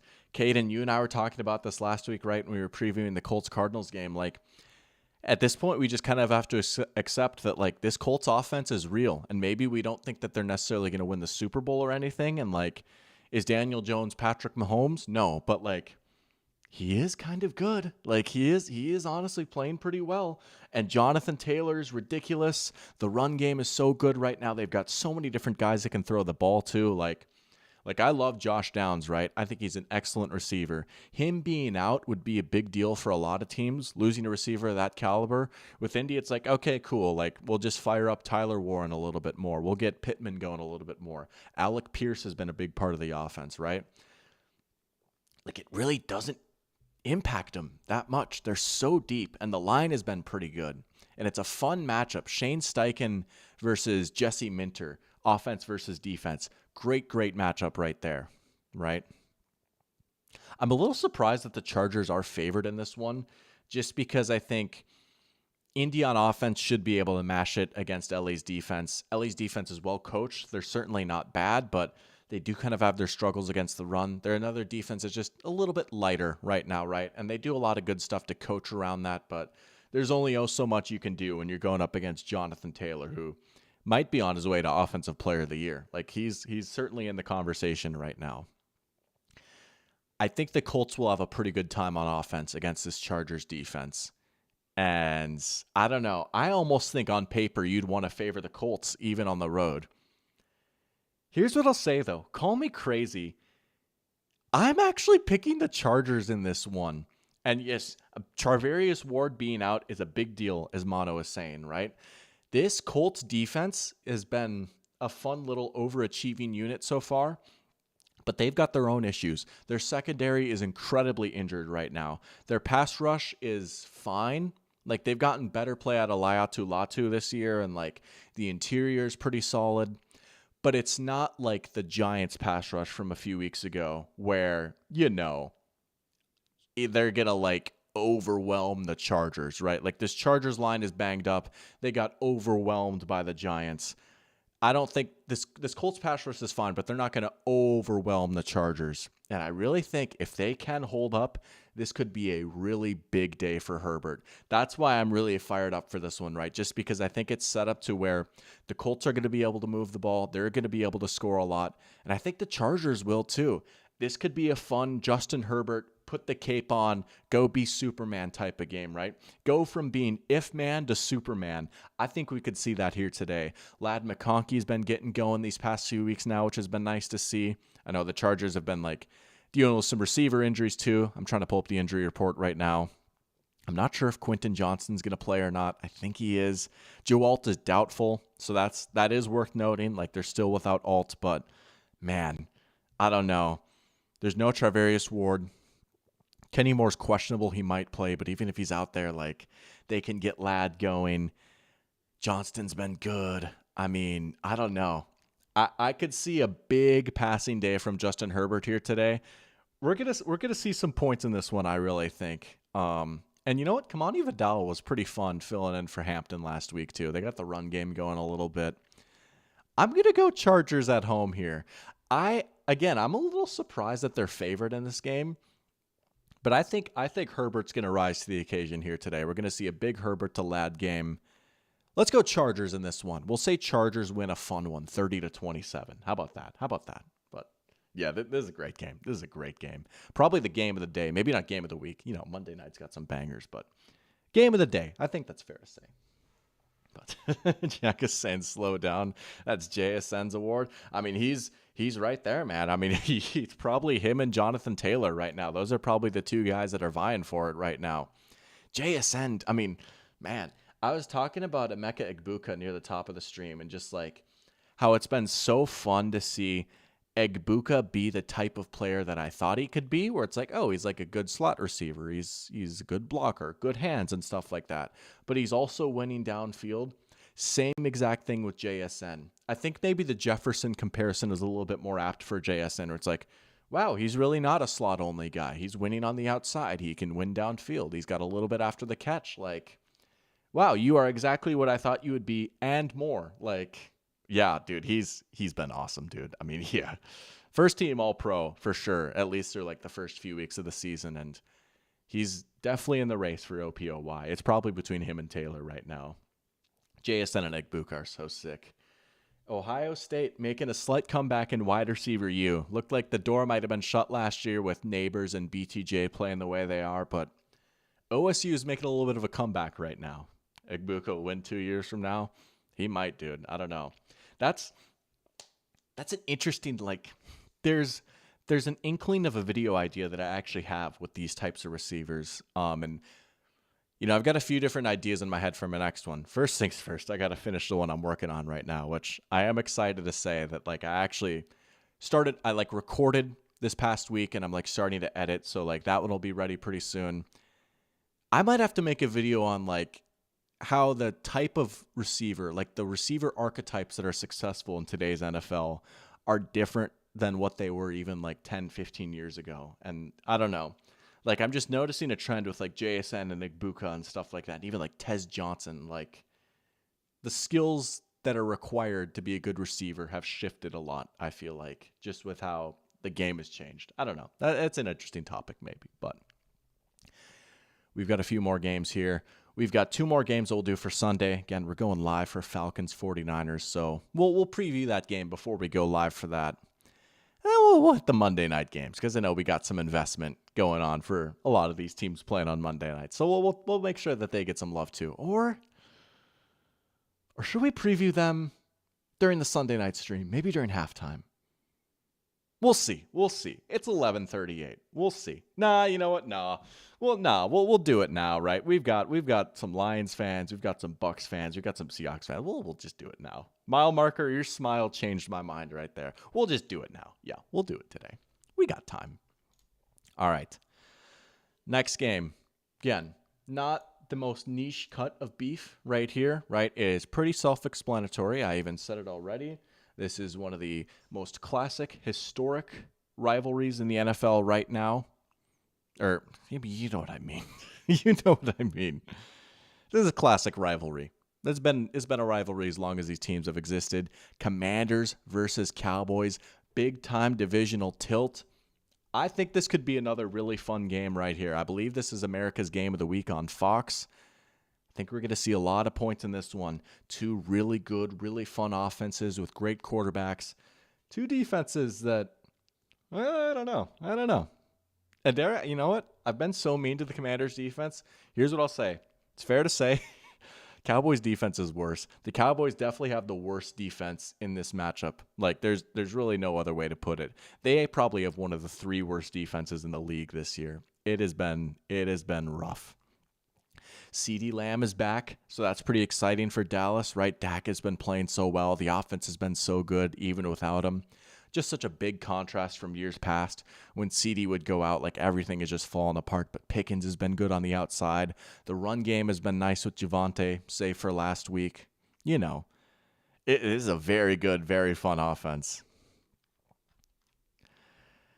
Yeah, you guys know what's coming. Come on. I swear I don't hate this team, but I'm picking the Cowboys in this one. I really am. I think Dak could go supernova again today, and I don't know. I'm going to keep saying it like Dude, this is so stupid. I say this every time, and every once in a while it actually pays off. Like last week, it actually kind of happened a little bit. I just, man, I look at all this talent on Dallas's offense, and I don't know. Do they have the horses to hang with CD and Pickens, right? Like, Dak might throw for 400 yards in this game. I'm being for real. I will say the Commanders' pass rush has been a fun little surprise this year. They've been able to get a little bit more pressure than I thought they would. Dorrance Armstrong's been a nice player for them. Even like Javon Kinlaw has been a pretty good surprise. Like I was not a fan of that signing whatsoever, but he's made some plays for them. He's been all right. I don't know, man. This secondary versus the Cowboys passing offense, like Dak might go for 400 today. And the Commanders are pretty banged up on offense right now, right? No Deebo Samuel. I don't know if Terry McLaurin is back or not, but without Deebo, that kind of they've been using him a lot, and he's been a big piece for them on offense, right? Sam Cosmi is questionable. I certainly wouldn't rule out like there's certainly a world where like Jaden could go just as crazy as Dak in this one, right? Like Jaden could like rush for 100 yards or something, and like the run game for Washington has been good. Like we could see Bill Krosky Merritt get going in this one. I am gonna say 35-30. Honestly, I'll say a really fun game here. I'll say 35-30. Dallas pulls this one out at home. They For all the defensive issues that they've had, though, they have been kind of a solid team, haven't they? I mean, they're 2-3-1. They could easily be 3-3 right now. They easily could have won that game against the Eagles. Like, woulda, coulda, shoulda, whatever, right? But, like, I don't know, man. They've honestly been solid. There's a lot riding on. This is like a Dr. Pigskin legacy matchup right here, but we're gonna go Dallas here 35-30. Shocker. I'm picking against the Commanders again. They're gonna probably shut me up again. They always seem to find a way, but this is a very interesting race for the NFC East and the wild card push, right? Like honestly, depending on how that Vikings Eagles game goes today too. Say the Commanders win and the Eagles lose, the NFC East gets really interesting, right? I mean, I don't know. They're a little shaky at the top right now. So this could have some big implications, not just for the wild card race, but for the division as a whole, especially if the Commanders can come away and win this one. Cowboys are favored, which is a little interesting. They are favored. So Jack needs Dak and Pickens to go off to save his fantasy season. He's 1-5. I feel you. I'm in that same exact boat in two of my leagues, brother. I'm right there with you. I think they will. And, Sanders still has been pretty good this year. He's had an interesting season and that, like, I don't know.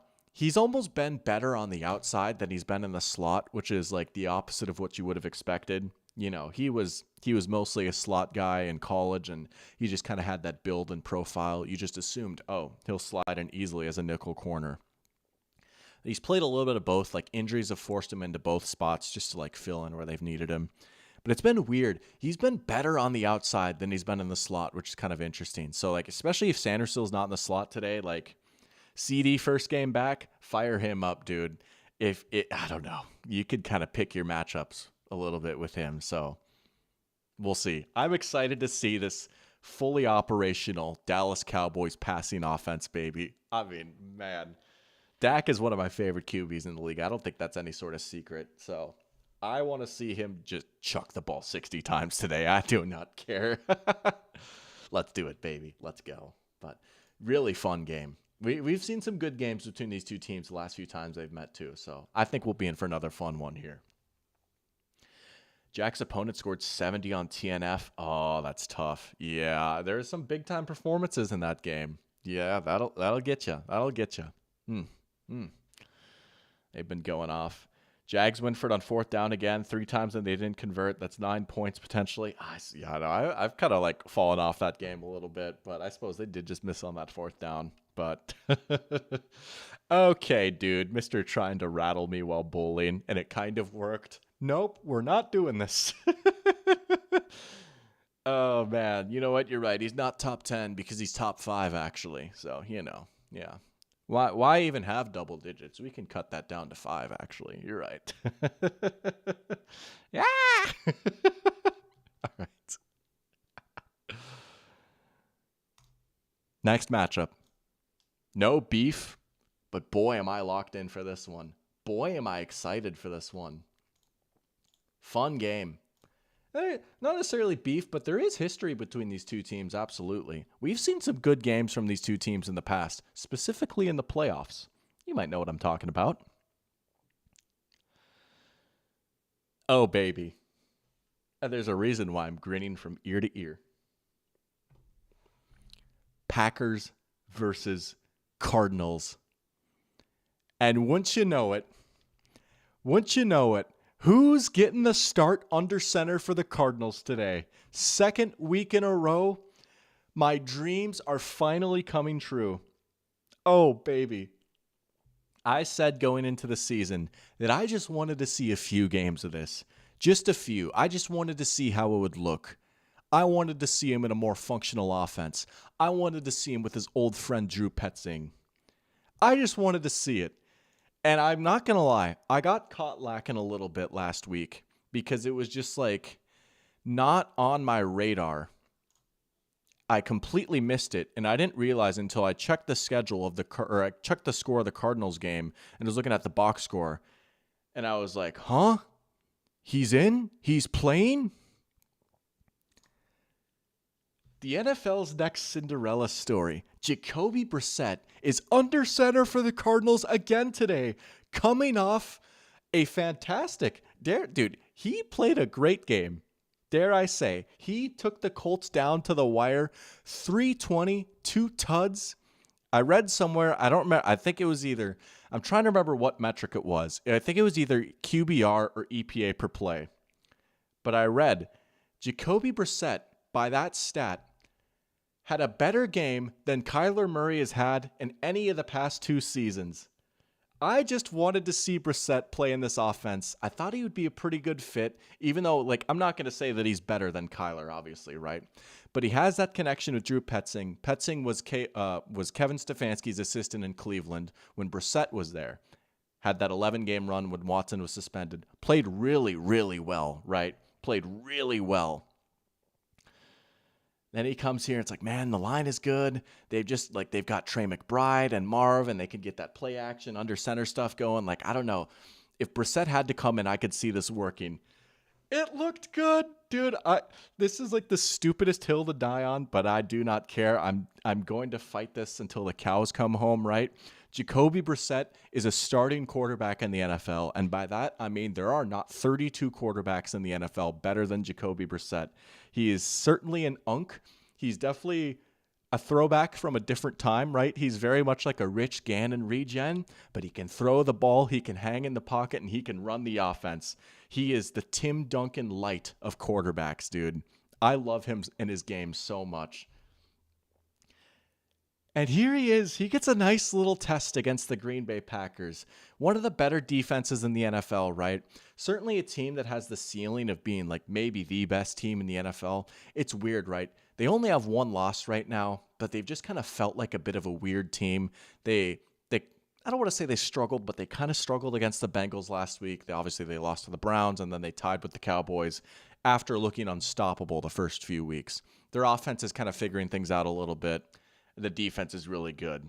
I mean, okay, he's obviously not as good as Tim Duncan, but stylistically, just Tim Duncan light, right? He's just pure fundamentals. He's humble. I don't know. He's just he's just him, you know? but you know, he's obviously not as good of a quarterback as Tim Duncan was power forward, but stylistically and spiritually, they're the same person. You know what I'm saying? He would also pull up to a press conference wearing just a plain polo and khakis or something like that. But he's so funny, dude. And I say he's humble. He talks a little smack, and I love it. He was talking a little smack. That Browns-Bengals Monday night game on Halloween that's just burned into my head. It's my worst take ever. Nah, dude, I've got plenty worse takes than that. But let's get to the actual game. I say all that. I am going to pick the Packers here. Oh. You know what? No. We're doing this again. You know what? No. I said I was going to have a big upset, and I chickened out on picking the Giants. I chickened out. I really wanted to, but I just couldn't bring myself to do it. We need to have one upset here. And I would be doing myself a disservice if I didn't do it. And I can actually see a world where maybe this happens. This is so stupid, but I'm going to do it. My impulses are winning right now. Let's find the Pigskin Pick'em. I'm going to show you guys on screen so that you know exactly what I'm doing here. Come on now, baby. You know what? Maybe this is my worst take ever. We're riding with Jacoby. Let's go. We're taking the Jacoby Brissett Cardinals to upset the Packers in Glendale, Arizona. Let's go, baby. We're switching it up. This did not work out for me last week when I did this. In the words of Mike Tomlin, we do not care. We do not care. I have to. I know, yeah. But... dude, the offense looked good. I don't know. The biggest thing is they're going to have to hold up against Micah and company, right? Like, this offensive line is pretty good, but they don't have, like, any blue chippers. You know, like, Paris Johnson versus Micah Parsons is going to be quite the battle for Paris Johnson. And we have seen in the past, like, Jacoby, for as good as he is, that man cannot move whatsoever. He is a statue, right? He can't necessarily create. But we could see a lot of Trey McBride in this game. We could see a lot of Marv on the outside. We're going to pick the Cardinals because Jacoby is playing. And you know what? I just want to see another game of it because it looked really good last week. And I just want to see it again. But I don't know, man. I don't know. This Cardinals team, they're really not that bad, though. I know they're 2-4, and like they've just had some ugly, stupid losses, right? Like it is. It's hard to bet on them that much, but screw it. We're riding with the Cardinals. That's probably my worst take, honestly. Like that's just me being a little silly with it, but we're gonna do it. Oh man, they've got Tim Duncan under center, baby. Let's go. Jack was saying I could have done my own QB. I will be fair to defend myself. I made that video before free agency started, and so I didn't know that Darnold was going to be my QB necessarily, right? And I actually, like, out of all the vets, I actually wanted Brissett more than Darnold, which is kind of funny. Like, okay, I'll take the all on that. Like, that was probably the wrong take, right? I will say, though, if Brissett was our backup instead of Carson Wentz right now, I think we'd be in a slightly better spot. See, this is what I mean. I would 100 times out of 100 rather have Jacoby Brissett start for the Vikings today than Carson Wentz. Like, it's not even a question. I honestly think he'd be pretty good on the Vikings. I don't know. Like, this might be a stupid take, but I think the Vikings could win 10 games with Jacoby Brissett at quarterback. Like, they could make the playoffs with Brissett. I really think so. I don't know. I know. Like, I worship him for like no reason at all. I just think he's swell. I don't know, man. He's just got such a fascinating career too. I'm going to need to like write something about Jacoby Brissett one day on doc.com, but Pear Champ with a good question before we get into the Monday night games, I believe, right? Yep. We'll do the Monday night games to wrap things up here. But first we got a good question from Pear Champ asking about some of the defenses around the league. Where'd it go? Saying, who would I say are the top 5 defenses in the league right now? He would say Broncos, Texans, Rams, Seahawks, and Packers. Yeah, it's kind of hard to disagree with that right now. This might sound crazy, but you got to at least consider throwing the Falcons in there. I mean, their stats kind of speak for themselves, and they've looked good against some really good units now, right? I mean, they took it to the Bills last week. They looked good against the Vikings. They held up pretty well against the Bucs, honestly. Like, they kind of gave Baker some issues in that game, and they really hemmed in Bucky Irving. Like, dude, I never in a million years would I be saying this, but I think you got to seriously consider throwing the Falcons in there right now. They've been playing well, and Raheem Morris has done a good job coaching them. And Jeff Ulbrich has done a pretty good job too. So, but yeah, I feel like you got to have the Rams in there for sure. You got to have the Seahawks in there for sure. You got to have the Packers in there for sure. Broncos, and then, yeah, I mean, not to be lame, but I would probably agree. Like, I'm just like scrolling through these other teams right now. I don't know who else you would throw in there, honestly. There's not a lot of like amazing defenses out there right now. Like, if you really want to get cute, you could say maybe the Browns, but I don't know. I mean, they got 40 hung on them by the Ravens. So, We'll see. Jack is saying, Doc, take your meds, man. I did. This is me medicated. Oh, man. Dude, I'm sorry. If the Cardinals win today, I'm going to be insufferable. Okay, I'm being so for real. I'm not even kidding you. I've actually flirted with doing this for a while, and I need you guys to hold this to me. Hold me to this. I will 110% do this. If the Cardinals win today, I'm getting a Jacoby Brissett jersey. I will get a Jacoby Brissett jersey if the Cardinals win today. I will get a Jacoby Brissett Cardinals jersey. Lock it in. Shake hands. 100% serious. Like I will purchase it on stream tonight. If the Cardinals win tonight, I will purchase a Jacoby Brissett Cardinals jersey. Let's go, baby. Let's go. I have him on one of my dynasty teams just because. Oh man. Caden's disgusted. This is the 0.0001% 2K team talking. I'm not gonna lie.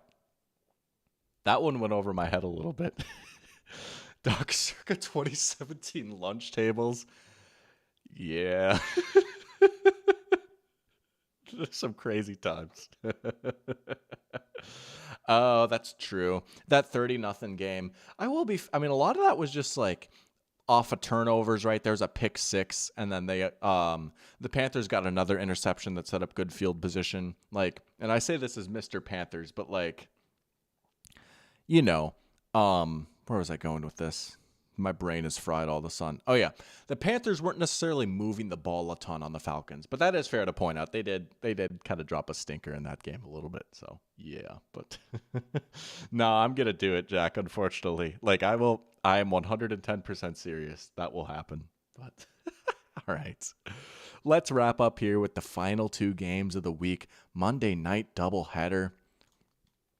Bangers. Just some bangers, man. Great games. Again, I'm a little bummed that I can't go live for this one just because I'll be getting back from work late. You know how it is, right? This is only really a problem for the 7 o'clock starts. For like the 8:15, 8:20s, right? Those are perfect. But here we go. Bucks versus Lions. A little bit of beef, right? We've seen Baker go back and forth with some Lions players before. Granted, CJ Gardner-Johnson not on the team anymore, right? But we've seen some chippiness, some good games between these two teams recently. Seems like they're playing each other every year these days, right?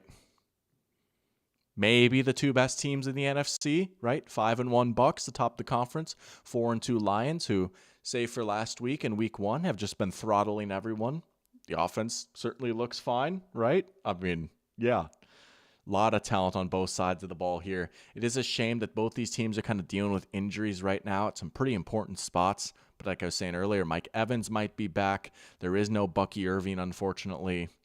Egbuka's status, I think, is up in the air. He might have been ruled out. Aleem McNeil might be back, but we're not sure. Then no Terrion Arnold or Kirby Joseph for the Lions. I mean, that secondary is just decimated right now, right?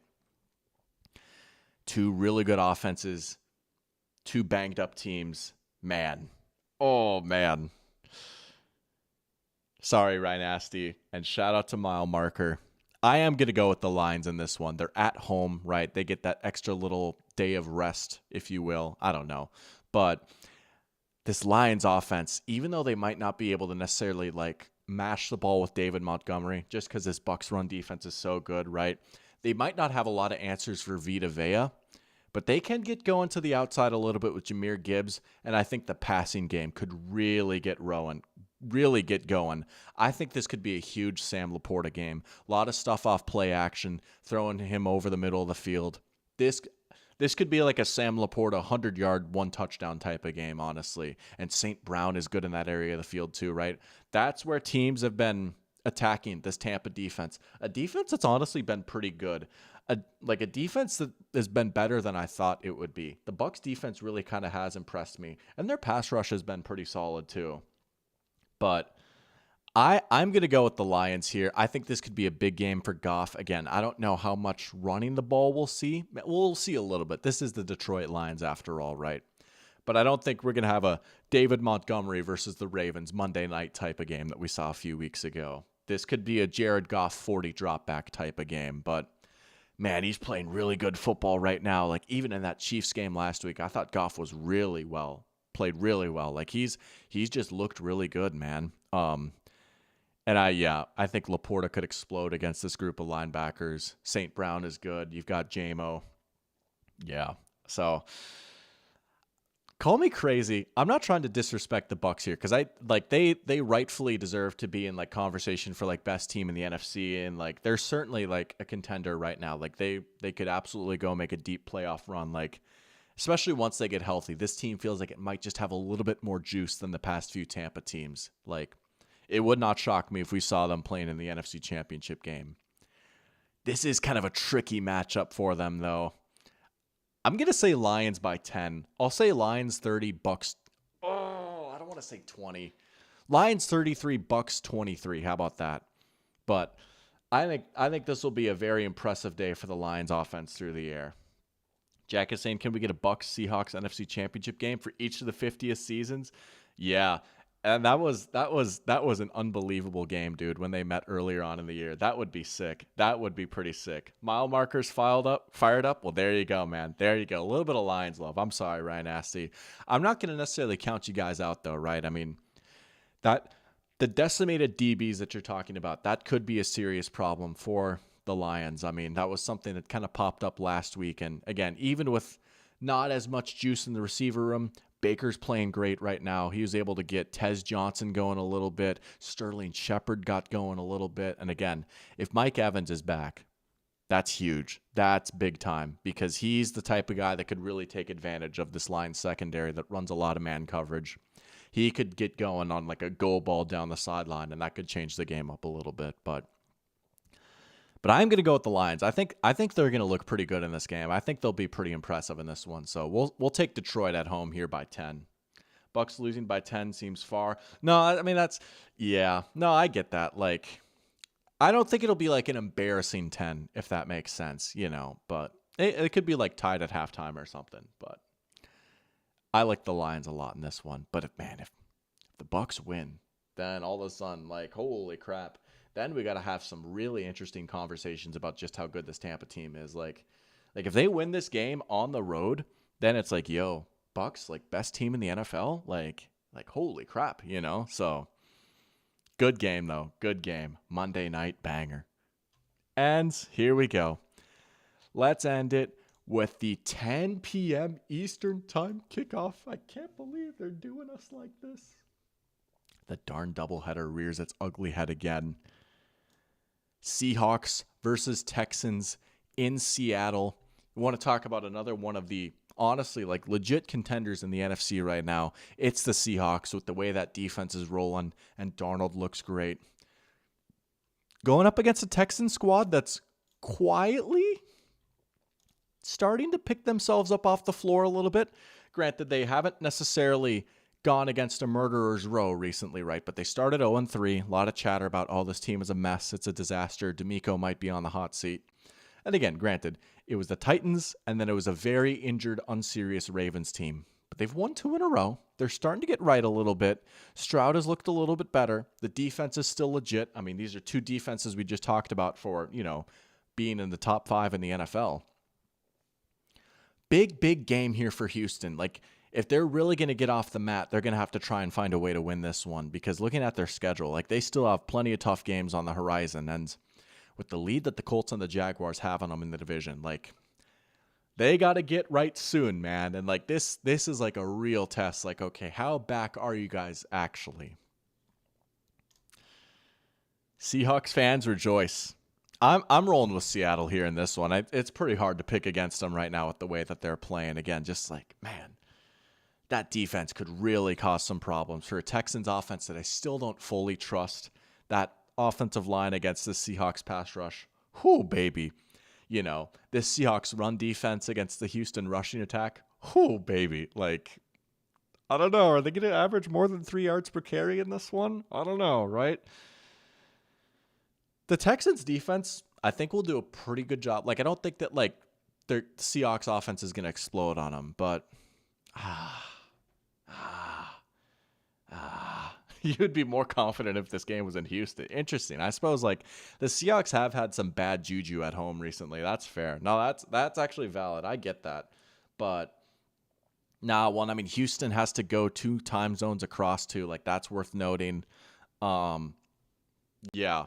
I don't know. I'll take Seattle at home here. JSN could get going. I'm interested to see how much Stingley's going to be on JSN in this one, right? Or if they're going to try and free him up, get him other looks on other corners, but I'll go Seattle. I don't know. I think Houston might not score a ton in this one. I'll say Seattle wins 24-14. Another 10-point prediction for me, but we'll say Seahawks defense really comes to play, holds Houston to 14. We'll take the Seahawks in this one, but also one other thing I must note, and this is so stupid, but maybe, just maybe, it fuels my agenda. For what it's worth, if you're talking about funky travel stuff and all that stuff going on the road, the Packers team plane was having issues, and I believe as of like late last night or early this morning, the Packers had not left for Arizona yet. So they're having trouble with traveling, which, might impact them a little bit. And Jacoby Brissett might throw for a few more yards because of that too. So that's also worth noting. Anyways, I'm being stupid. But that was the Sunday slate plus a little bonus Monday action. Had to, I was about to cop out and be like, I'll do the Monday night games later. No, we'll just do them now. But Seahawks have won 9 road games in a row, and a certain Seahawks coach is 10-1 on the road. I know, it's remarkable. I think his name is Mike McDonald. Someone say Mike McDonald? Mike McDonald. All right, we're going to be degenerates here now, as we are. And I'll just give the same disclaimer every time, right? Play responsibly. Tail me at your own risk. I will say, got to give myself some credit. And Caden, too, with chipping into a little bit of assist. We actually won last week. We won the Pigskin parlay last week. Emeka Egbuka getting hurt certainly helped us out because his bet got void. But Jake Tungus went over his fantasy score, and Josh Jacobs found the end zone. We won last week, so we'll take that. So we're going to try and build off of that. We're going to do nothing too crazy. I'm thinking we'll do 3 players today. 3 players for a nice little $5 to win something. But immediately off the top, I'm going to look for Dak Prescott, see what we're working with here for Dak Prescott's line. But if anyone in chat wants to just chip in a little bit, like advice, not monetarily. Also, that's crazy. I got a new keyboard, and I tried setting it up yesterday, and I was having some troubles with that, which was getting Doctor a little frustrated. I'm sorry I said it like that. But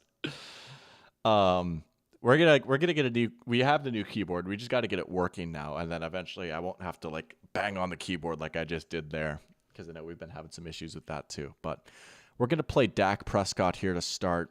269.5 yards, so we'd need 270. Oh, or I could do the combo. The combo is always so tempting, right?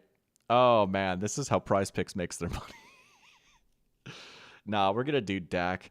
270. I like that a lot. Good matchup. Should be passing a lot. I mean, we know they have a leaky defense, right? CD is back, so we'll tack on Dak. What's Jordan Mason at? I do like this Vikings run game today. What's Jordan Mason at? We're not touching Jordan Mason receiving yards, though. Oh, okay, that's rushing and receiving. I'm like, that's crazy.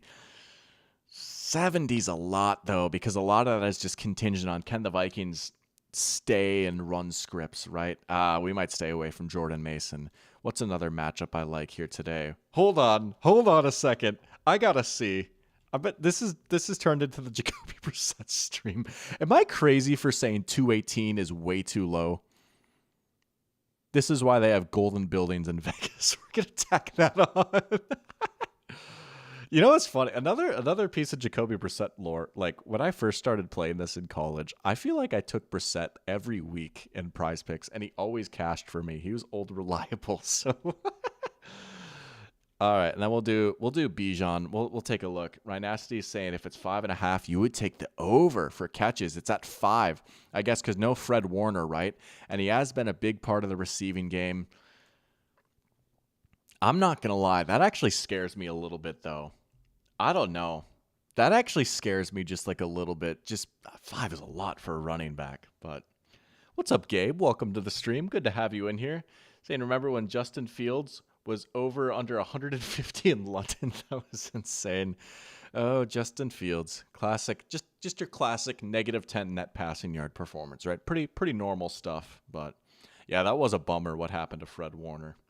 We were actually just talking about the Bucks not that long ago, previewing the Bucks-Lions game. Unfortunately, I did pick the Lions in that one, but I was saying the Bucks win. We got to have some conversations about them potentially being the best team in the NFL. Yo, touchdown Terrence Ferguson. We up, baby. Let's go. Touchdown Terrence Ferguson. Of course, right after I cut him off my fantasy team, right? Bang. Let's go. We out here. Look at him making plays now. I think we're going to stay away from Bijan, though. Oh, I don't know. 5 is a little scary. Even I see the vision with like no Fred Warner, but 5 is a little scary for me. Ooh, Rashee Rice. What's he at? Could be very involved early on coming back. 5.5 receptions. Are they going to feed him? I don't want to bet on a guy that's just coming back. We're not going to do that. No, yeah, you're killing it in fantasy. We were looking at the standings earlier. Yeah, you're 6-0, man. Your team looking pretty good. Looking pretty good right now, I gotta say. You know what? No, this is a sign. This is a sign. We're just gonna do these two. We're just gonna do these two today. This is a sign. We're gonna be responsible. All right, there we go. All right, it's in. The pigskin parlay is in.